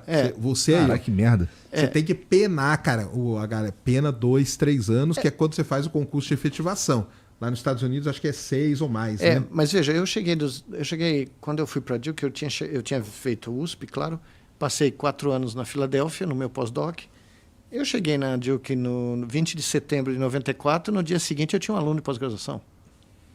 Isso aí no Brasil não existe. Isso não existe Entendi. aqui, tá? E aí eu fui construindo o meu laboratório, ninguém me dizia quantos alunos eu podia ter ou não ter. Eu cheguei a ter, no pico, 10 alunos de pós-graduação no mesmo momento, né? E ninguém chegava para mim e falava, não, tem um limite, Eu pagava eles, né? Porque lá você paga por tudo, você só não paga pelo ar. Você é um pequeno empresário, porque você aluga o espaço da universidade, nem o seu salário é pago. Tá? Se você realmente está no top, você é pago pelos grants, pelos projetos que você recebe. Tá? Eles só dizem quanto você pode receber, Entendi. que é a coisa mais curiosa do mundo. Você levanta o dinheiro, você faz o trabalho, mas eles te definem o teu salário. Tá? Isso. Então você pode... você tem uma padaria. Eu dizia que eu tinha a minha padaria. Eu podia ter quantos padeiros eu quisesse. Entendi. Ó, ele mandou mais uma. Espero que o senhor tenha todo sucesso em seus projetos para vermos a ciência avançar em nosso país de uma maneira mais justa. Professor, o senhor já participou de algum estudo sobre cérebros que têm TDAH? Avante palestra. Não participei. Eu não trabalhei com essa linha. Conheço muitos amigos que trabalham, mas eu particularmente nunca trabalhei. E avante palestra. Isso será que é uma linha da moda hoje? Por conta do lance do TDAH tá assim tão falado? Cara, eu conversei com um cara essa semana, o Simon. Ele cria conteúdo na internet, TDAH pra gente grande. E nessa conversa, cara, eu percebi que o lance do TDAH ser moda atrapalha os caras que têm TDAH, pô. Atrapalha os caras sérios. Porque os caras, assim, virou um troço meio romântico, meio, cara, pô, não, pô, sabe como é que é, né? Eu tenho TDAH e tal. Sendo que, na verdade, é um bagulho que é sério. Olha, muito sério. Uma coisa que é muito curiosa, parecida, foi nos Estados Unidos que eu vi, foi o avanço do diagnóstico de autismo. Uhum. Né? Hoje, quando eu estava na faculdade de medicina aqui, o número de diagnósticos era muito menor. Hoje, recentemente, eu estava lendo um artigo argumentando que 1 em cada 36 crianças tem um diagnóstico de autismo. E é muito difícil de saber o porquê disso, o que está acontecendo. Né? Porque era 1 em cada milhares de crianças e agora esse número nos Estados Unidos... Né? E aí você não sabe.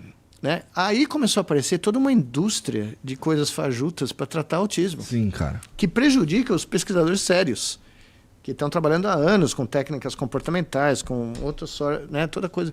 Então tem muito disso também. Né? Porque o problema que nós temos hoje, que a gente já conversou várias vezes, é que com a explosão dos meios de comunicação, com o fato que você consegue comunicar na velocidade da luz qualquer coisa em qualquer lugar do planeta, as pessoas veem alguma coisa na internet, um canal de YouTube, elas acreditam imediatamente, porque a gente não ensina mais o espírito crítico. A gente não está acostumado com essa avalanche de informação. Esse é que, né, overwhelming, né? O cérebro não consegue dar conta de tanta coisa que a gente vê. Sim. Mas, ao mesmo tempo, a gente não treina mais as pessoas a ser cínicas do ponto de vista positivo. De falar, me mostra a prova. Onde que está o suporte, perdão. Até porque a gente talvez... não é que a gente nunca precisou disso, ou que a gente precisava menos disso. É que agora, esse senso crítico, ele é sine qua non para tu viver num mundo tão digital como a gente tá vivendo. Porque senão você enrolar o tempo inteiro, acredita em uma madeira de piroca, acredita nessas paradas aí. O tempo inteiro. E agora, é curioso, eu tava lendo um livro outro dia sobre a correspondência de 2 cientistas da Idade Média no mundo islâmico. E os caras se correspondiam com carta. Né? Então o cara mandava uma carta falando, olha, eu não concordo com a sua teoria. Levava 6 meses para o cara receber a carta. Aí levava mais não sei quanto tempo para o cara escrever a carta dele e devolver a carta, né, com os argumentos defendendo Imagina uma brincadeira dessa. E os caras estavam em cidades que eram separadas por 100 quilômetros, 200 quilômetros. Hoje você coloca um tweet, não é mais tweet, infelizmente, mas você coloca mais um 60 né? Qualquer Salve coisa. Elon Musk. Salve, Elon Musk. Você acredita que a empresa dele... Eu dei uma entrevista na Universidade Federal de Minas Gerais, num programa do Centro de Estudos Avançados. E no meio dessa entrevista eu falei que o problema do Elon Musk liderar uma empresa de neurotech, que foi fundada pelos meus alunos, né, 3 ex-alunos meus, a Neuralink, é que o problema é que ele mal sabia onde ficava o cérebro. E que isso dificultava a gerência de uma empresa dessa magnitude. Você acredita que a empresa Neuralink fez um vídeo só para rebater os meus argumentos? Sério? Tá? E é um dos vídeos mais vistos da empresa, no site deles. Cara, eu vou procurar esse Não, vídeo você tem aí. que ver isso daí. Aí eu Seus alunos que devem ter visto. Não, meus alunos já tinham saído, porque tá. 3 alunos meus fundaram. Isso. E eu nem sabia que eles tinham fundado, fiquei sabendo depois, né? Nem sei por que eles não me contaram. Não sei se eles ficaram com receio ou ficaram... Né? Porque eu nunca incentivei o pessoal a sair fundando empresa. Mas, enfim. Quando o cara comprou a empresa, 2 foram embora, de cara. Não aguentaram. Um está lá ainda, mas Deus sabe por quê. Mas os outros 2... E ele começou a atacar os caras. E esses meninos são boas pessoas. Eu conheço eles há anos. Foram meus anos de doutorado e pós-doutorado. Um deles é o melhor engenheiro que eu já trabalhei na minha carreira. Não é um neurocientista básico, mas é um engenheiro, assim, brilhante, tá? Mas ele foi embora, não aguentou, né? Mas o que eu achei curioso é que só pelo fato de eu fazer uma pequena brincadeira em português, que ficou no YouTube, foi suficiente para os caras quererem fazer um vídeo resposta. E como dizia, né, Dona Fauzia, a emenda ficou pior que o soneto, porque um monte de gente foi ver. Sim, cara. E um monte de gente que não me conhecia começou a me escrever, sabe? O seu argumento não é tão mal. Aí, ó. Você entendeu? Eles reagiram da pior maneira que dá pra reagir na internet, né? Que é... Não é? Responder. Quer responder, né? E eu tava brincando porque é amigo meu da UFMG que eu tava Ô, fazendo... Elon né? Musk, vem responder o Miguel aqui, pô. Não, eu acho que... Um dia me convidaram para fazer um debate, né? Eu falei, não tem a menor chance. Debate? Eu não sou debate muito fã. E de ir num lugar lá em Nova York, sentar e ficar um batendo boca com o outro. Eu falei, mas o que eu vou ganhar com isso? Não tem muito mesmo que ganhar mesmo, não. Debate, eu acho maneiro quando a gente troca ideia, ainda que pessoas discordem. Para mim, o principal exemplo recente que a gente teve aqui no Flow foi o Sérgio Rodrigo Silva. Rodrigo é um pastor adventista, criacionista e tudo mais. A gente teve uma conversa. Ninguém brigou com ninguém, não tinha, por exemplo, o objetivo do Rodrigo convencer o Sérgio. Não tinha esse objetivo. A gente lá vamos trocar uma ideia aqui. Como é que você vê o mundo? Vai. Pô, Sérgio, e você? Como é que você vê essa questão? Exato. Fala pra mim, vamos trocar ideia aqui. Você pode ter divergências, né? É que a gente... Porra. Outra coisa da era digital que aconteceu foi a perda do contraditório. Exatamente. Você não tem o direito de se contradizer alguém, porque passa a ser uma coisa pessoal. Quando, na realidade, eu já tive brigas homéricas com intelectuais, né? Com gente que eu terminava a coisa, nós íamos tomar Coca Zero no bar lá, entendeu? Não tinha nenhum...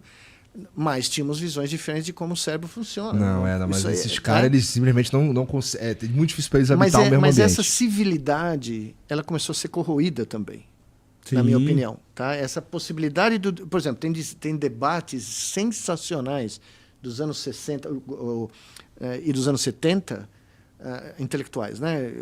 O Gore Vidal, que é um dos escritores que eu mais adorei na minha... O cara era genial, louco de pedra, mas genial. E ele era um cara, imagine, um cara mais de esquerda, gay, nos Estados Unidos, no meio da guerra do Vietnã, que era contra a guerra do Vietnã, e os intelectuais republicanos de direita, imagine, né? O cara era o alvo perfeito. Só que o cara era uma máquina intelectual, era um cara com uma cultura... E quando ele abria a boca para falar, não tinha ninguém que conseguia... Né? Porque a retórica dele era tão poderosa, ele era tão absolutamente... o que a gente chama de uma personalidade verbal, entendeu? O cara concatenava ideias com uma velocidade e com cinismo. Ele acabava com qualquer interlocutor, tá? Então ele virou o alvo preferido da extrema-direita americana. Bom, os debates que você encontra dele, dessa época que estão no YouTube, os caras terminavam em um jantar junto. Porque um reconhecia o valor valor do outro. né? Eram completamente divergentes. E era um momento de ebulição Acabou nos Estados isso. Unidos. Isso acabou. Acabou. Você não consegue ter um debate, né, face a face, produtivo. E esse é um problema da modernidade no mundo todo. Não existe um país no mundo onde você não encontre essa fratura da sociedade. Os Estados Unidos é um país fraturado. O Brasil, não preciso falar. Europa, olha, é só olhar o noticiário. Tá? Então, nós estamos vivendo um momento onde quase nenhum consenso é possível. Por uma espécie que depende de uma brainnet para sobreviver, tá? Isso nós esquecemos. Isso foi removido do nosso cérebro. Que se não fosse a nossa capacidade de formar grupos sociais coesos e que trabalham como um todo, desde a pré-história, nós não estaríamos aqui. Isso mesmo.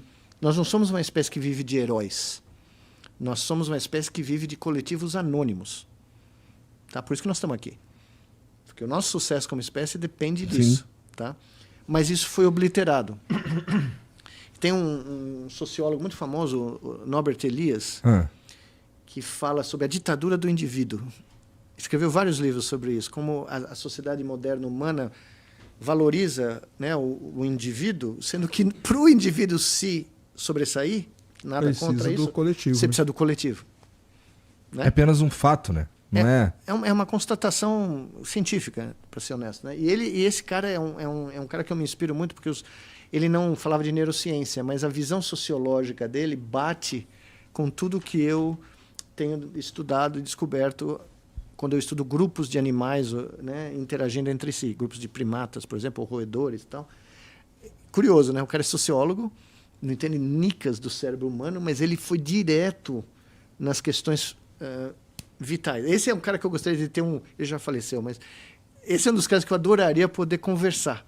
Eu entendo. Né? É. E isso a gente Parece não tem sensacional. mais. A gente não tem mais. Os Gore Vidals do mundo hoje não conseguem sentar com seus antagonistas para ter um debate civilizado. Civilizado. Intelectualmente honesto. Isso, né? Eu entendo. O Jovem Nerd mandou aqui mais uma. Como vocês veem a relação entre a astronomia e a neurociência? Duas áreas que exploram as fronteiras do conhecimento humano sobre o universo e o cérebro. Quais são os principais desafios e as principais contribuições que essas ciências podem oferecer para o avanço da humanidade? A relação acho que nós já falamos, né? Falamos. A relação já falamos, que tem bastante, né? E eu acho que são essas ciências de ponta aí que acabam gerando tudo depois, cara, A gente que vai estica usar. pra caralho, ó, só, precisamos dessa tecnologia pra chegar em Marte. Estica, estica. Mas aí, ó, esse bagulho aqui que a gente usou no caminho é muito foda pro meu carro gastar menos combustível, por exemplo. É né? isso aí. E existem...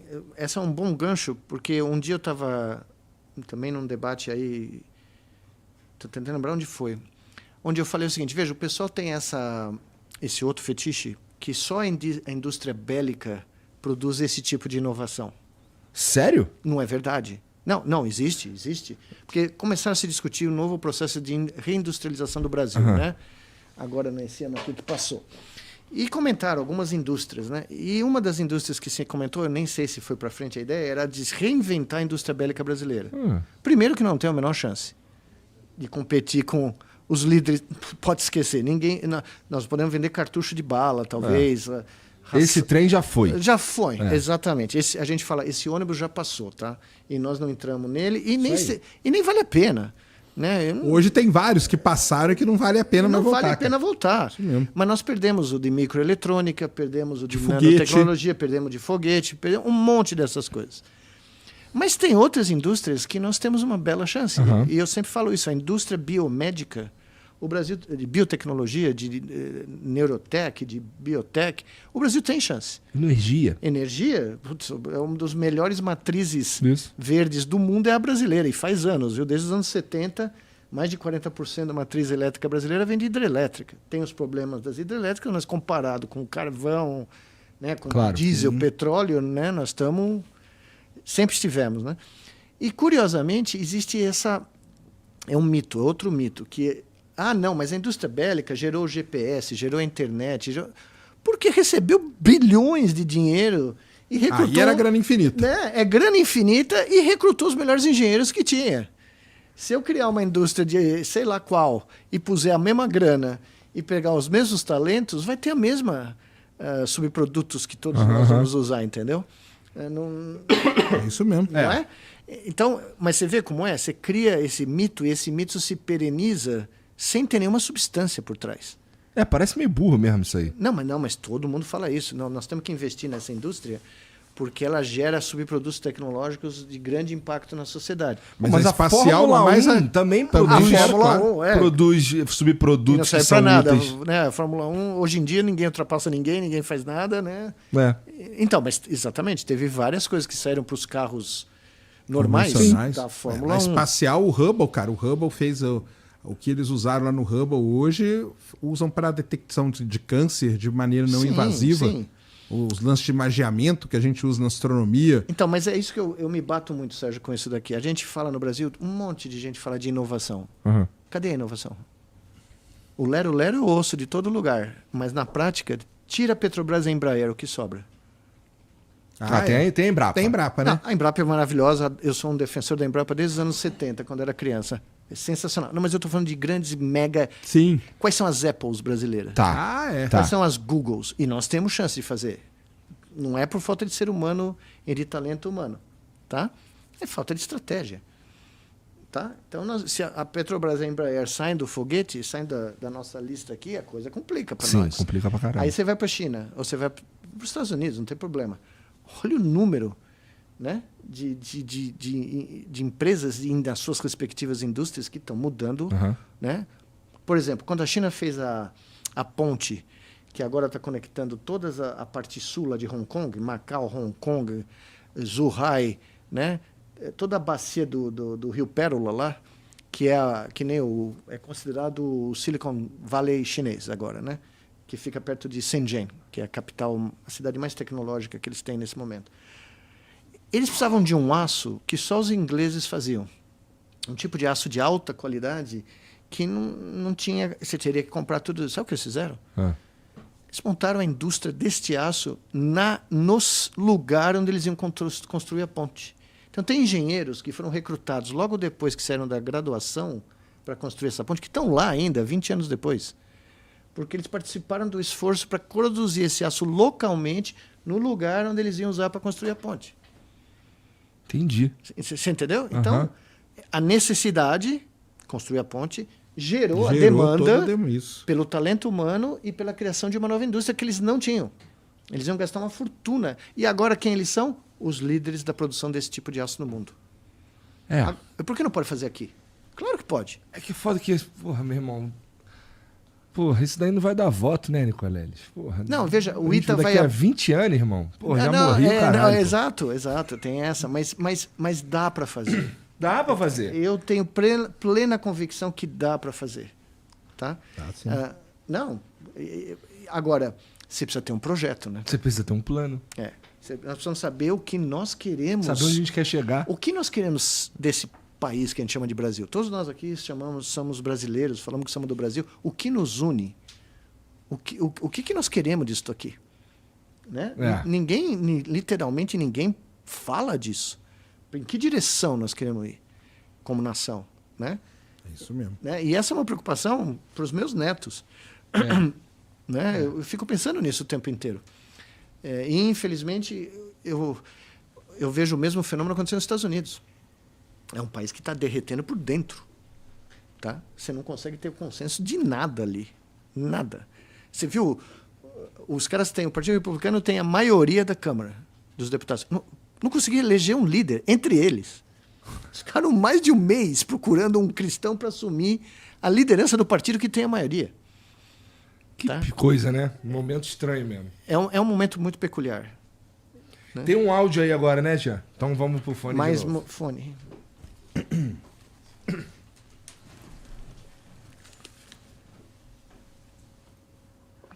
Opa, fala Serjão, fala Igor, fala doutor Nicoleles. Queria saber de você, do doutor, o que ele acha, se ele vê algum potencial no uso de psilocibina e outros derivados psicodélicos naturais, principalmente, para a neuroplasticidade, para a recuperação neurológica em vários aspectos, principalmente em questão de saúde mental e regulação de neurotransmissores. Bom, isso virou moda agora.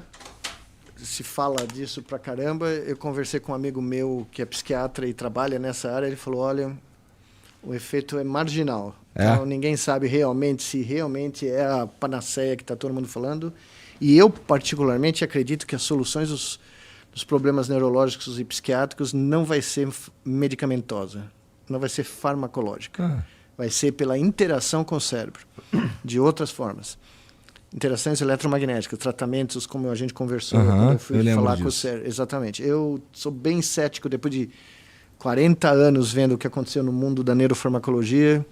Agora tem os profetas dos psicodélicos, né? Eu não compro os evangelhos. Cenas dos próximos capítulos. Exatamente, vamos esperar as evidências. Mas eu teria muito cuidado de embarcar nessa história.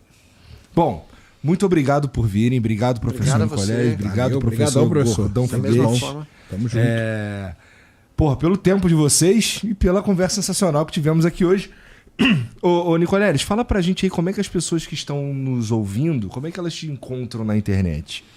Bom, eu modestamente estou no ex-Twitter, né, e no Instagram, no Twitter é @Miguel Nicoleles e no Instagram é mnicoleles. Tô lá, respondo. As pessoas me perguntam, é você mesmo? Não, sou eu mesmo. Eu respondo todas as minhas mensagens pessoalmente, ninguém responde por mim. E eu tinha contado para o Sérgio, nós estamos com um projeto agora por causa do novo instituto, que já nós vamos anunciar em janeiro, provavelmente as sedes na Europa, na Ásia, pelo mundo todo. Nós vamos criar um podcast do instituto para falar com o mundo, para falar com todos os nossos colaboradores em diferentes línguas sobre essa neurociência do futuro, né? Sobre essa ciência que cruza as fronteiras da medicina, ou cruza as fronteiras só da faculdade de medicina, vamos dizer assim, né? Que interage com engenharia, ciência da computação, humanismo, porque eu acho que essa é uma das coisas que falta, inclusive, no currículo dos neurocientistas. Né? Ninguém mais estuda filosofia, ninguém mais estuda o que é a condição humana, entendeu? Eu acho que para você propor qualquer coisa no mundo moderno, nós temos que resgatar esse tipo de conhecimento, né? Troço mais multidisciplinar, como você está dizendo. Cruzando fronteiras. Né? Então, nós estamos fazendo parcerias com institutos mundo afora que reconhecem a necessidade desse tipo de como se diz, de estudo multidisciplinar, interação multidisciplinar em lugares icônicos do mundo. Porra, maneiro, cara. Milão, na Itália. Né? Eu quero ver se um dia desses a gente recupera as grandes bibliotecas da antiguidade como parte dessa nossa rede. Boa. Legal demais. E tu, Sérgio? Cara, já deixo aqui, ó, o convite quando lançar o instituto aí, janeiro, né? Final de janeiro. E o livro lá em abril. Esse vem vai ser aqui legal. no Ciência Sem Fim pra gente lançar Vai isso ser aí um prazer. junto, que vai ser legal pra caramba. E aí a gente põe a galera aí do mundo inteiro na tela aí pra Vai ser muito conversar. bacana, A gente faz Vai ser legal. um papo aí com a turma aí, que vai ser legal pra caramba. Cara, brigadão aí de novo, sempre bom estar conversando com vocês. E daqui a pouco Ciência Sem Fim com o Iberê. Manual do Mundo, Iberê Tenório tá aí. Vai ser legal pra caramba. Então convido aí a galera pra vir aí. Então, Muito obrigado. Tá tudo aqui na descrição, gente. É só vocês irem aqui embaixo, clicar, que segue os caras. Segue a gente também. Se você quiser, você pode se inscrever aqui no canal do Flow. Agora, o que você não pode deixar de fazer é dar o like nesse vídeo. Muito importante. Para tudo que você tá fazendo, dá o like nesse vídeo aí, tá bom? Se você quiser muito, você pode virar membro. A gente cria conteúdo exclusivo pros membros aí toda semana. Posso tá só bom? dar uma última notícia? Claro. Uma revelação fundamental para ficar no registro do Flow? Deixa eu só me blindar aqui. Porra, deixa eu só me blindar. Não, exato. Deixa eu me blindar. Porque lá vem. Lá vem. Vai ficar no registro histórico, tá? O Palmeiras tem Mundial. É isso, família. Com essa fake news a gente termina o Flow hoje. Um beijo. Tchau.